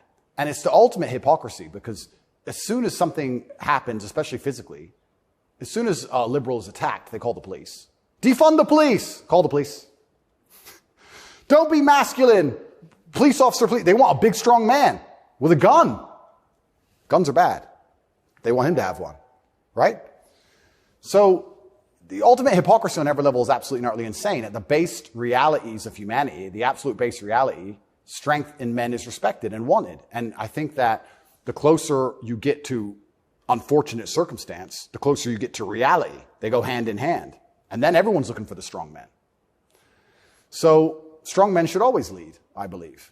And for a longest period of human time, that's how society functioned. The strongest men led. But in the Western world now, that doesn't seem to be the case anymore. And weak men are emotionally led. They're not particularly stoic. They're impulsive. And I would say that the most heinous acts, perhaps, that happen in modern society today are purported and committed by weak men. I don't think a school shooter is a strong man. I think it's a weak man. I think it's a man who's been picked on, got butthurt, is upset, girls don't like him, never learned any emotional control. He's the kind of person who does exactly what the TV tells him to do. Act out your feelings. Cry when you want to cry. Well, now he's angry, so now what? You told him to act out his feelings. What do you expect him to do? I think that weak men do the worst things. I think weak men hurt women. I think weak men rob stores because they don't want to wake up and work hard and go to work and do it the honorable way. It's a weak man who goes and steals. It's a weak man who beats the shit out of a girl. It's a weak man who shoots up a school. This is all weak men stuff. And society as a whole is telling men to be weaker and weaker, saying it's somehow the solution to everything because being a man is toxically masculine. Being a strong man is bad. It's toxically masculine. To be a good man, you have to be a very weak one. Well, look at the most heinous acts that are committed in society. Show me a strong, honorable, virtuous man of principle who's doing any of this stuff. So weak men commit the atrocities in this world. Absolutely they do. And it's weak men who also attack anybody of virtue, because I think when you're weak, you're intrinsically unhappy. Yeah. I don't think as a man you can be happy if you're weak. I think happiness and strength go hand in hand. Yes. I think that's how we're supposed to be, right? Even strength of mind, strength of conviction, strength of something. If you're weak, you're going to be miserable. So I do find satisfaction in the fact that most of the men who truly dislike me are miserable and weak. And also, like I said earlier about women being gatekeepers, women are fantastic. Women are they're like a barometer for society. I would say you can measure the strength of a society or the virtue of a society or how decayed a society is largely by the actions of many women. I'd like to argue that point. I can argue that point in many different ways. But women really want their man to be strong. Of course. They will punish you for being weak. And I'm not saying you can never cry to your woman. I'm not saying you can never open up to your woman. But there's going to become a time where she expects you to just be capable. There's a problem. And even if you don't know how to fix it, your job as a man is to say, I'll handle it. Even if you have no money and no hope. And to go find a way to fix the problem. If you're weak and go, I don't know, she becomes very resentful towards you. And she'll punish you for that weakness. And I think what she's trying to do on an evolutionary standard is inspire you to man up, because it's your job to protect her, isn't it? Of course. So if she sees you and looks at you and doesn't see you as a man who can protect her, she can't respect you. So every survey of female happiness in the West shows just a straight decline since about 1970 till now. Women are becoming less happy in the West. I think it's very obvious. What accounts for that? How can you be happy when all the men around you aren't men, right? We are the most beautiful union that God has possibly created on the planet. A feminine woman and a masculine man. It's the most beautiful union that can possibly exist. It raises children the best. Both parties are happier. Both parties gain. It's a net positive for everybody. There's no negative. There's no downside. But if you destroy one side of the equation, then the other side is going to be completely and utterly miserable and unhappy. How as a woman can you be happy if you can't find a man who you believe can protect you, provide for you, sticks up for you, has morals, has principles? There's none of those men left. So then what they do is just go from man to man trying to find it. And by the time they've been through enough men to maybe find someone semi-close to it, they've been through too many men to ever be happy. And then you have the absolute destruction of Western society. We talk about why men don't get married anymore. I can tell you why I wouldn't want to get married in America. I don't see the point in being married to a woman who's had so many partners before me that she can't properly pair bond with me and then giving her the opportunity to financially destroy me. I think that would be a bad chess move. And I do believe in marriage. I think society would be better if everyone was married. I'm saying that if you're living in an immoral society, being a moral person, if you're not careful about it, you can get wrecked. If the game is rigged, you have to be very careful if you play it. So how do we encourage men to get married? Well, they need to be worth marrying, but so do the women, right? So everything's decaying on both sides. Everything's spiraling. One of the reasons I also got called misogynistic, and I'll say it here, I argue the point that for the longest period of human time, evolutionarily, women had to adopt and find a way to take the ethos of an opposing tribe perhaps quicker than a man could because of war. If the men would fight and a tribe lost and the women survived, they had to change how they thought to fit in with the new tribe to survive. Yeah, because they'd be carried off. Because they'd be carried off. Of course. Like the French women were sleeping with Nazis towards the end of it. Towards the end of Paris occupation, all the French women were sleeping with Nazis. When the Nazis got kicked out, the French women had their heads shaved because they got caught hanging around with German soldiers. The German soldiers killed their husband. 3 years later, they need to eat. So the German soldiers have a wage. He's handsome. It's amazing how quickly they can adapt. And that's for their own survival. That's fantastic. But then if you extrapolate that out and you understand that to be true, then you also understand that women are more susceptible to programming to a degree. I got called misogynistic by saying that if you sit 100 men and 100 women down in front of propaganda, I believe that women are more likely to believe a lot of it. I think a lot of liberals are female. They're more emotional. And it's easier to convince them of something if you use an emotionally led argument, right? So if by extension you now have women who are emotionally led, who are being convinced and their logic is failing because they're being tricked with an emotionally led argument, and the man they're meeting has no principle and no honor, and he can't resist that, she's in charge of the house, well, now she's telling the man what to do, right? If I would have come home during COVID and my woman said, you need to wear a mask, I'd say, no, I don't. End of conversation. But if I was a simp, you need to wear a mask. Okay, baby. Don't. All right. So the women are also largely in charge of the psyop because the men are so desperate to get any kind of connection with a real person and avoid the porn screen. And then these women are being controlled by the mass media as a whole. I say this to, I have children. I don't talk about it often. But I say to the mothers of my children, I say, look, either we program their minds or society does. Who do you believe in? Everyone is being programmed by somebody and something. Me, you, everybody. We're all programmed by someone. To sit and think you're above programming is incorrect. What you have to do is sit and say, does the person who's programming genuinely have my best interests at heart? What do they want me to believe? Why do they want me to believe it? What happens if I believe what they want me to believe? Where does this lead? That's all we can do. We're all programmed. We're all the sum of the 5 people we spend the most time with. Right. Right? So if you have women with no father, no strong masculine influence, who's programming them? The Kardashians and the news? The internet? Porn stars? What kind of woman's that going to be? And then if a man finally ends up with her and he has no backbone, what kind of man's he going to be? I don't want to comment on these things because I don't want to make personal enemies of people I don't know. There's a guy called Adam22. Once again, I have no idea who this man is. I just saw on Twitter yesterday that he was with a porn star who'd never done a male scene. They got married, and like a week after their marriage, she did her first male scene with some random dude. And he's on a podcast defending it. Did his wife have sex with somebody else? Correct. Why? Like, this is the level you can, but this is what the Matrix wants from you as a man. They want the woman in charge and the man below with no backbone, because if the woman's in charge, they can emotionally affect her. They can scare her. You can scare a woman easier than you can scare a man. A man. A real man's hard to scare. A woman you can make afraid of the vaccine, right? Be afraid, COVID, be scared.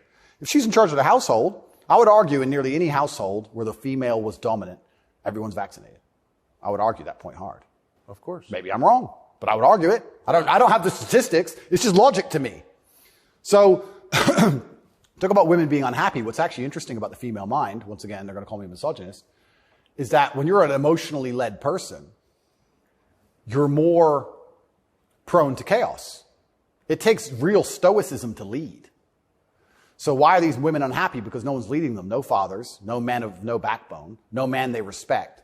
So they're relying on society, which is promoting chaos, and their own mental state.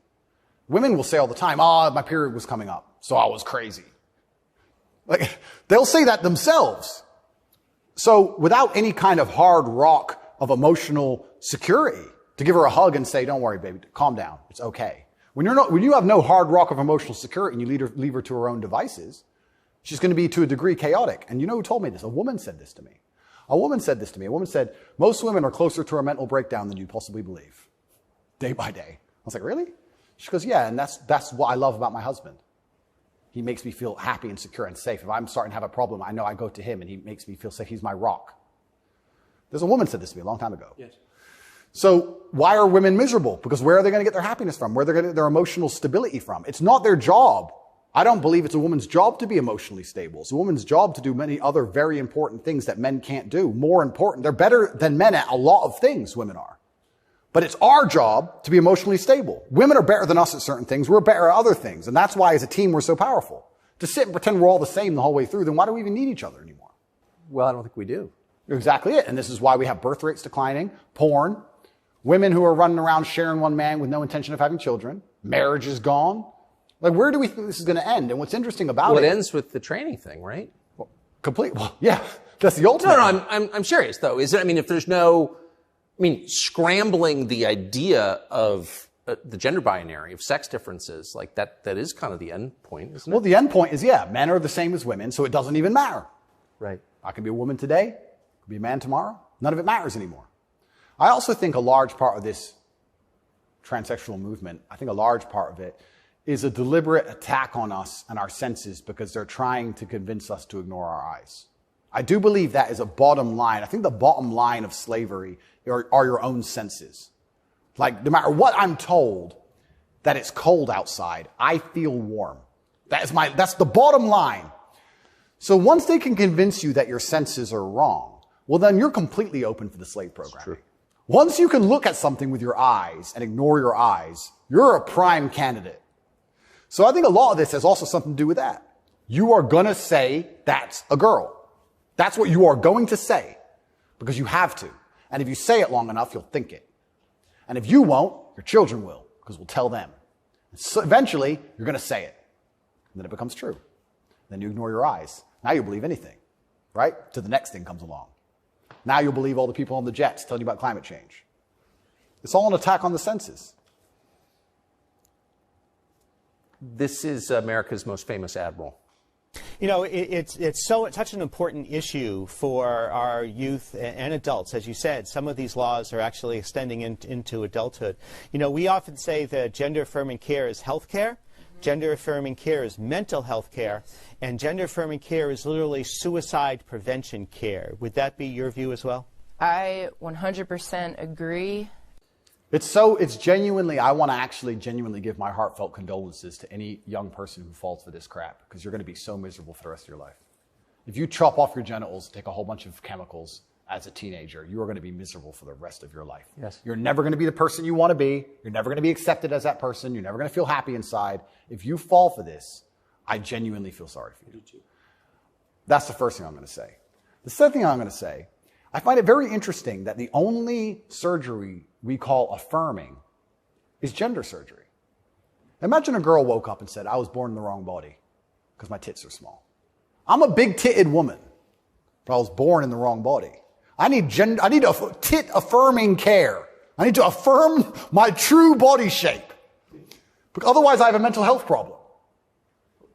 No, it's plastic. It looks good, perhaps, whatever. But we would never say she was born in the wrong body and we had to affirm her genuine body experience. Her triple Ds. Yeah, her triple Ds had to be affirmed.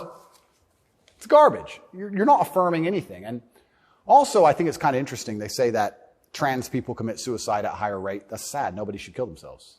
I would hate for anybody to kill themselves. They say that's because they're picked on for being trans.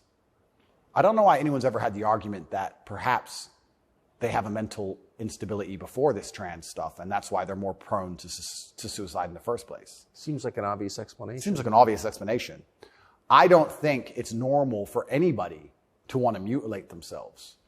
I think if someone were to come to me and say, I really want to cut my hand off, I would think they had a mental illness. Why? Don't like it.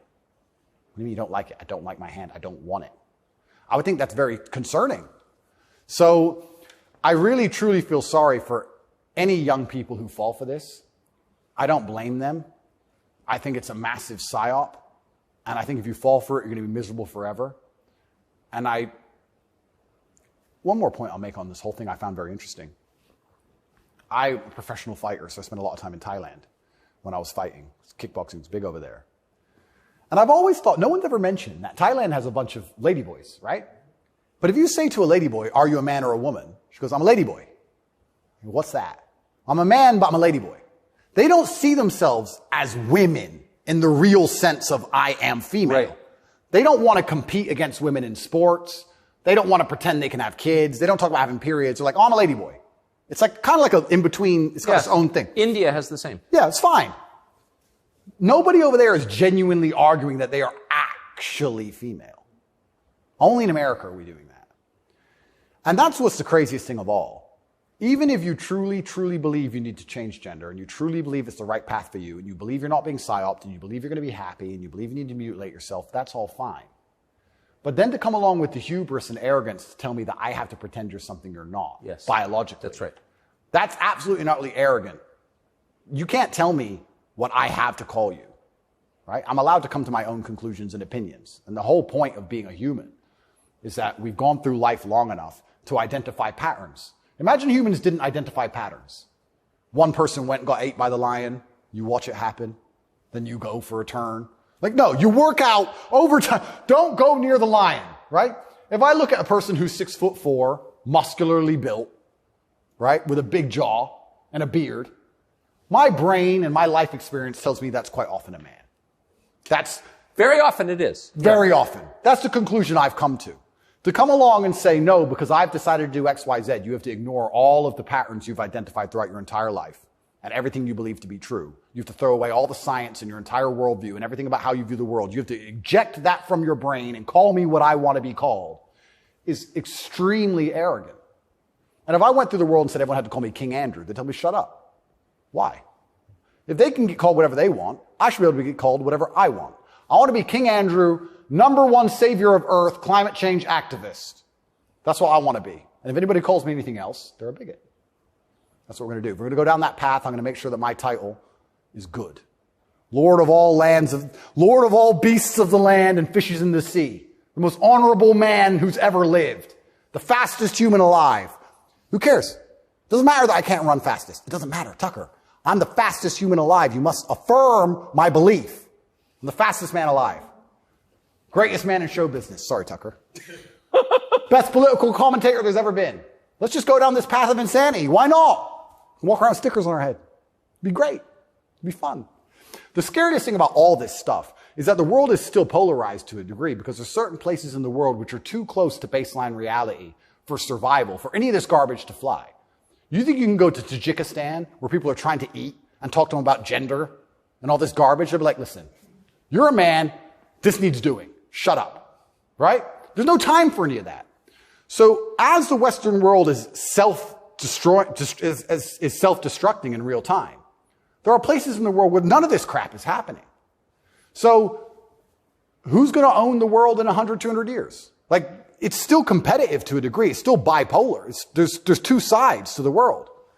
I think that when men are men and women are women and we stop arguing about dumb shit, that society overall is more competitive. I don't know how America is going to maintain its influence over the entire planet when it's doing all this garbage. How long can this possibly last? Not long. Not long. It's like the fall of Rome. The fall of Rome, everything became decadent. endless sex and orgies. No one had enough faith in the state to join the army anymore. And people talk about barbarians destroying Rome. Rome was destroyed from the inside. That's what happens. And we're witnessing it in real time. And we have all these problems on earth, and then they want to spend millions and millions of dollars on an investigation to prove that I'm a human trafficker for TikTok. It's clown world. Nothing even makes sense anymore. This is a video from a recent Pride March in New York, and I'm interested in your view of it.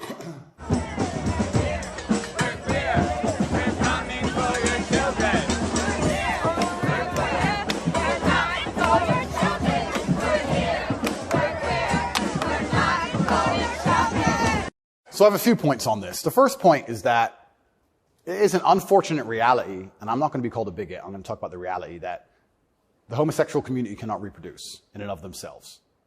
So for them to have a community into the future, they do need your children. That's how they think. For there to be a homosexual community in 100 years from now, they need straight people's kids. Because only straight people have children. So they're telling the truth. That's the first thing. They mean what they say. The second thing is, I think a lot of this is an attention grab by them. I think they are slightly disappointed in how tolerant many people actually are.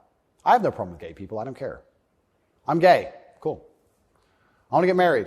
Fine. I'm going to wave my dick in your kid's face. Wait a second.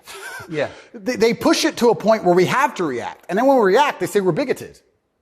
Children are innocent, and destruction of innocence is one of the most disgusting things on the face of the planet. It's terrible if a child is killed in a war. It's terrible if a child's mind is warped by any propaganda mechanism. They're innocent. What I don't understand is why, imagine heterosexual men walked around naked saying we're coming for the children. Well, someone gets shot. Absolutely. So why is it when you For good reason. Completely.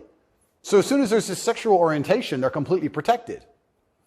And I think that the whole point of having children as a whole is to instill them with your worldview. I know if I have children, I want them to be like me. We just talked about my last name and how I want them to honor me into post-death. Then I want them to be a representation of me, which means they should believe in my values and my creeds. Why is a group of people in New York walking around telling me what they're going to teach my kids and what my kids should believe? They're not your kids, they're my kids. Right. And that's what's so scary, because children are impressionable and children are raised by the state and the internet, effectively, which is why they want me off the internet. But they'll let a lot of people stay on the internet that say a lot about a lot of things. I'll argue that if I was transgender, the American embassy would have told Romania they were bigoted and removed me pretty quickly. I would genuinely argue that point. They would say, no, what you're doing is abusive to the LGBT community. He must be removed from jail. Of course, immediately. Immediately. But because I'm straight and heterosexual, it doesn't matter. We're the class that suffers the biggest bigotry that possibly exists in the Western world today. I would actually argue that point. But they're saying this to be deliberately provocative. They're deliberately trying to upset people. They want to upset you so that when you talk against it, they can call you names and call you a bigot. And also they mean what they say. And it's truly scary. I'm obviously a Muslim. I'm Islamic. What most people don't understand about a lot of the Islamic world is that a lot of these things are outlawed, right? But people say, so gay people can't go there. If you go to Dubai, you will see gay people. If a guy wants to be gay and do whatever he wants to do with a full-grown man in his own house, I don't care.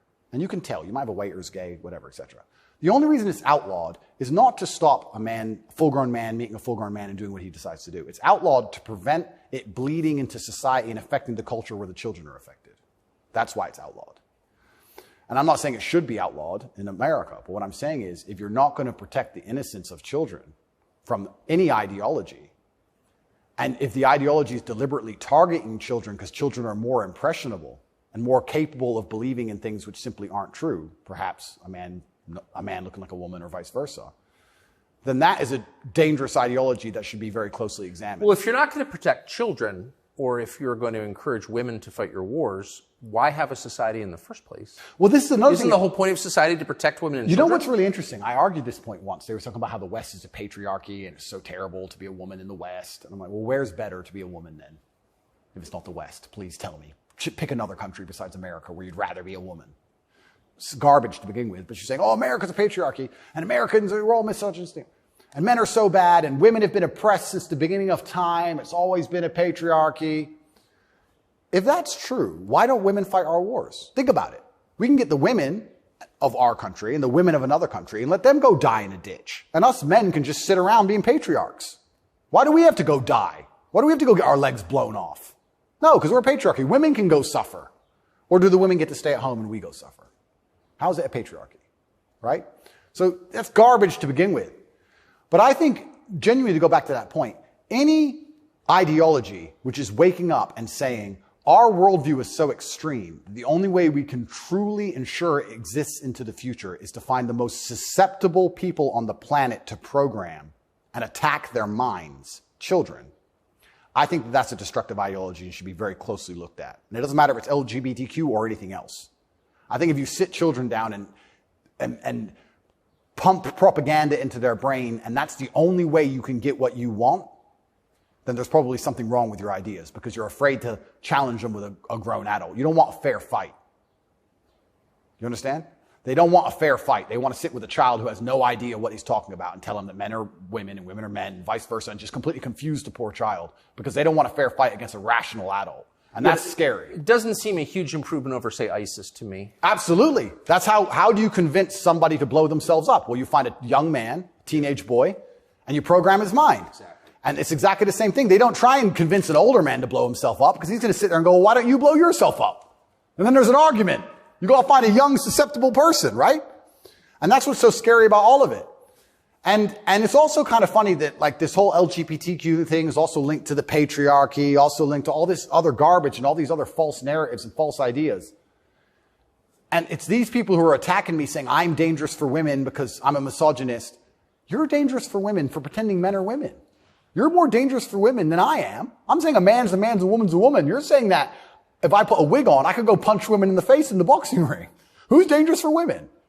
It's insanity. And again, they have no virtue at all. They just weaponize garbage and attack you with it. But I do think that children have to at least be the bottom line for society. That's the future. And if you have children at home, you're raising them.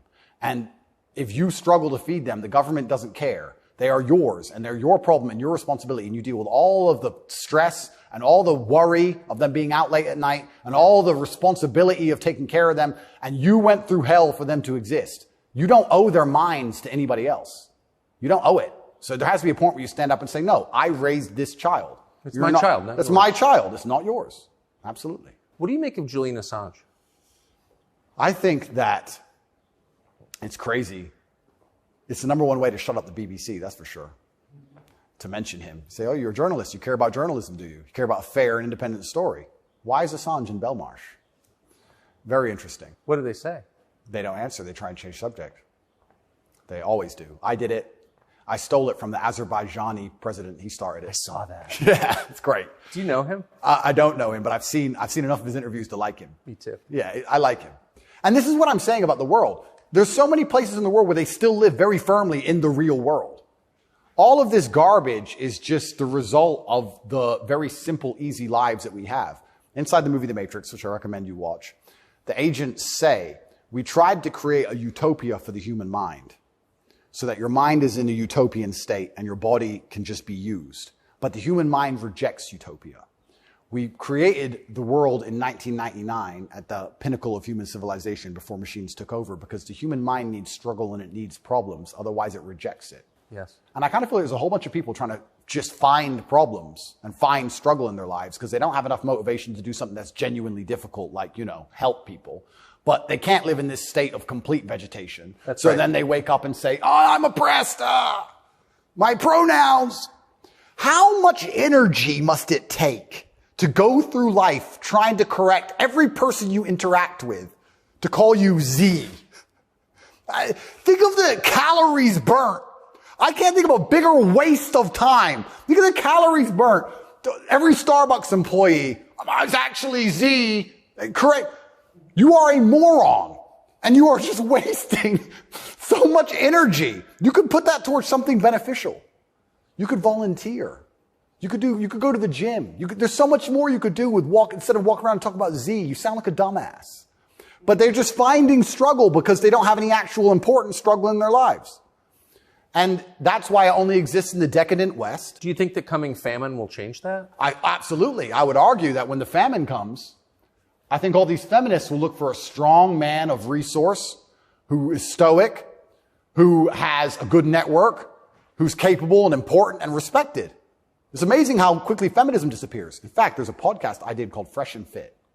And I did this podcast in Miami, and I was arguing about gender roles with 7 girls. And during it, they were telling me that they can do anything a man can do, all the usual things, and they don't care, they don't need a man, all this garbage. And some crazy fan knocked on the door for me, and he had a gun. He knocked on the door. You should have seen the women, how quickly they became feminists when I had to go to that door. They all completely changed. Go. Oh, the feminism's out the window. There's no feminists on the Titanic. There's no feminisms in a famine. There's no feminists at war. Where's the feminists? Go to war, right? I remember when we did that very well-planned, very thorough evacuation of Afghanistan, and all the schools that we opened for women got shut down by the Taliban.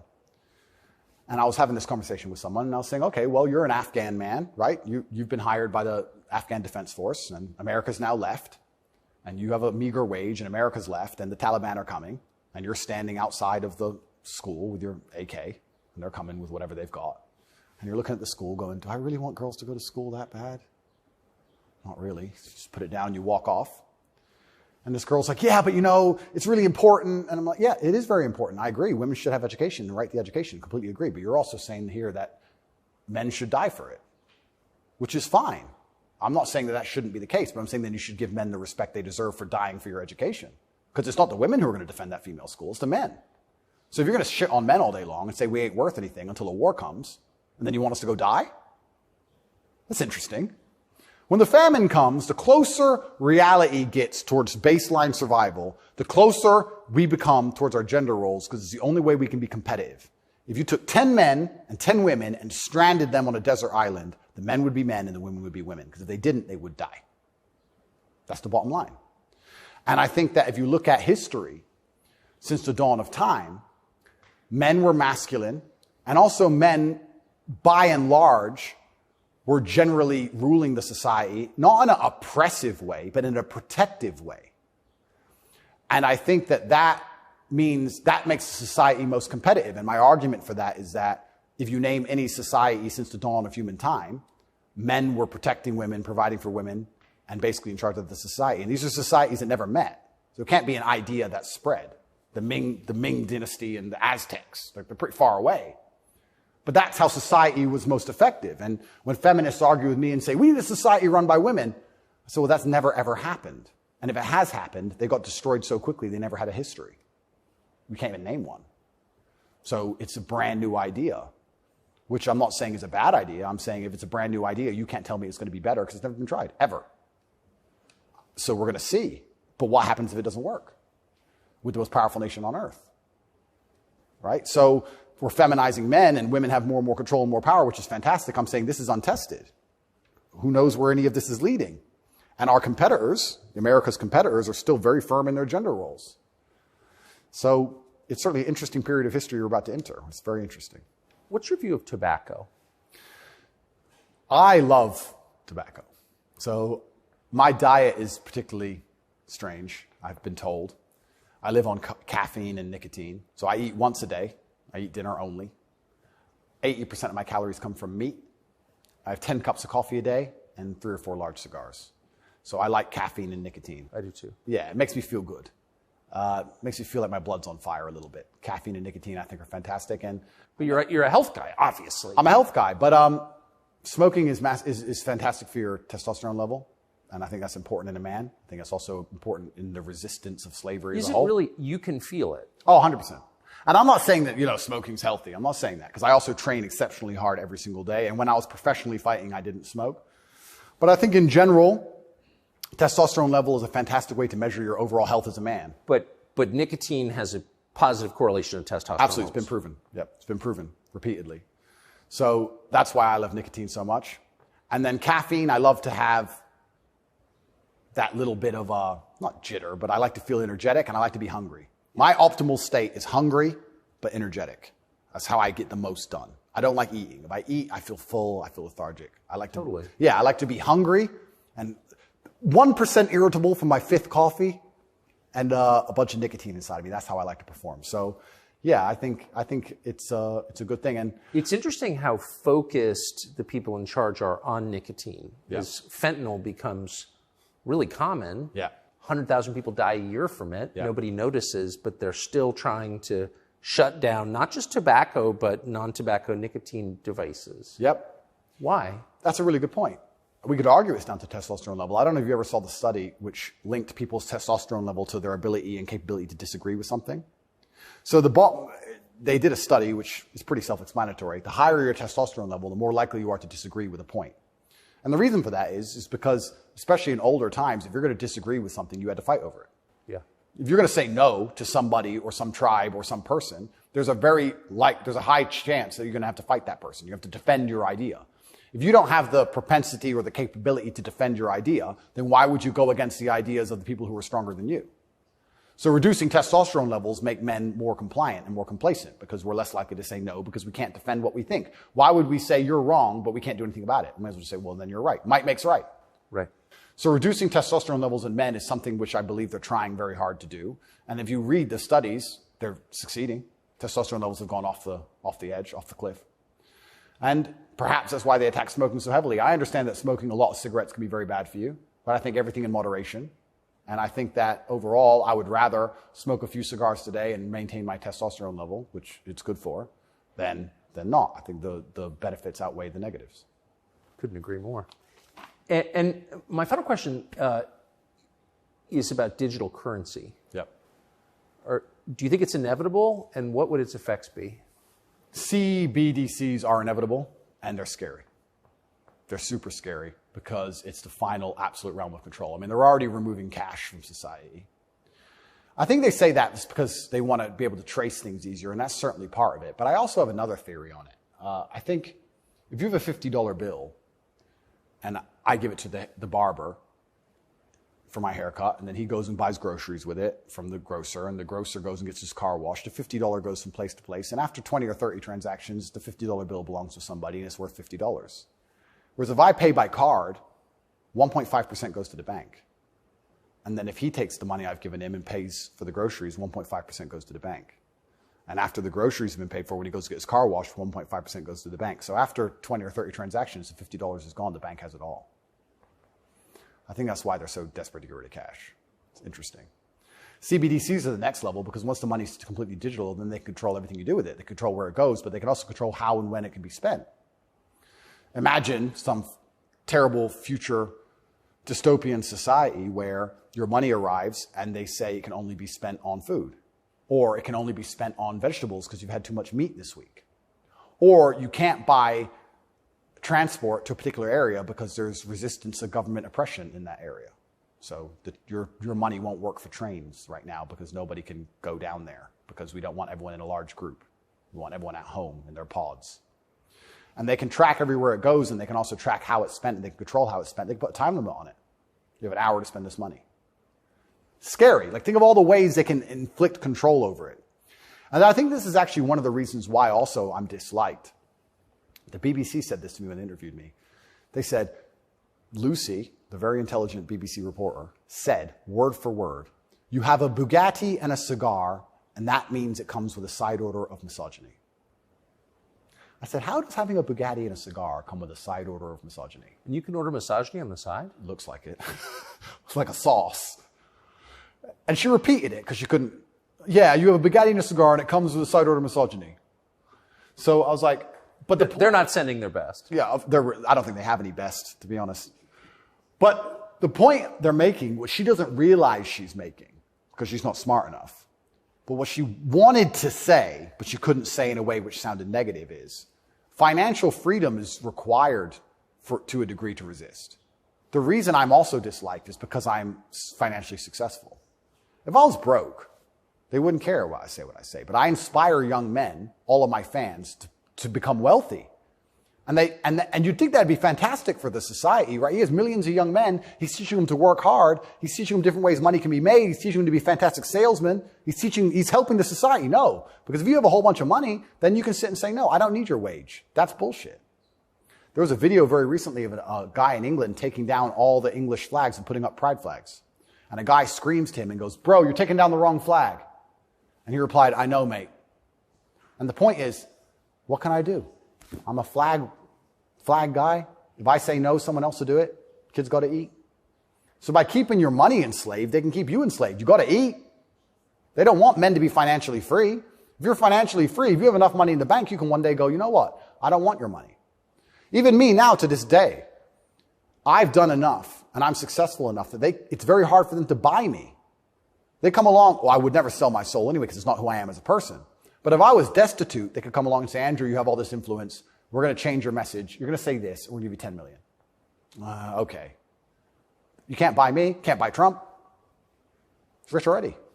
He's rich and he's 80, 70 something. You think he needs more money? He doesn't care about money. They don't like that.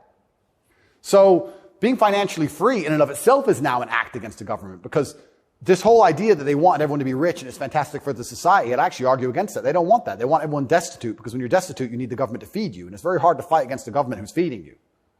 It's very hard to resist the people who give out the bread. Yeah. I think that's called something. It begins with C. What's it called? Interesting.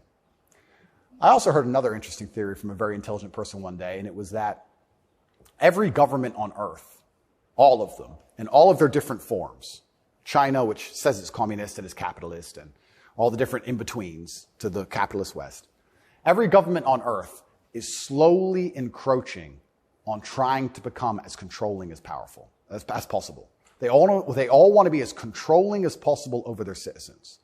Communism is the end result of the most control a government can have, effectively, or some version of communism. But every single government on earth is slowly trying to get there bit by bit. And the only thing that resists them getting there is the populace and how much the populace will accept. And depending on how malleable the populace is, depends on how quickly they get there. But every government wakes up. It's kind of like AI. Have you ever heard the robot's going to destroy us all because they wake up and go, we don't need the humans anymore? Their end goal is just survival. If a government is the same as an entity, its end goal is more and more control. And that's all they're trying to do every single day with every law they pass, with the climate change law. They don't care about the environment. They want more control. Of course. And the more and more control they get, the final end result, if you give them what they want, is absolute slavery for everybody. So you have to be very careful, because that is their ideal government. The ideal government is where everyone complies, everyone obeys, everyone's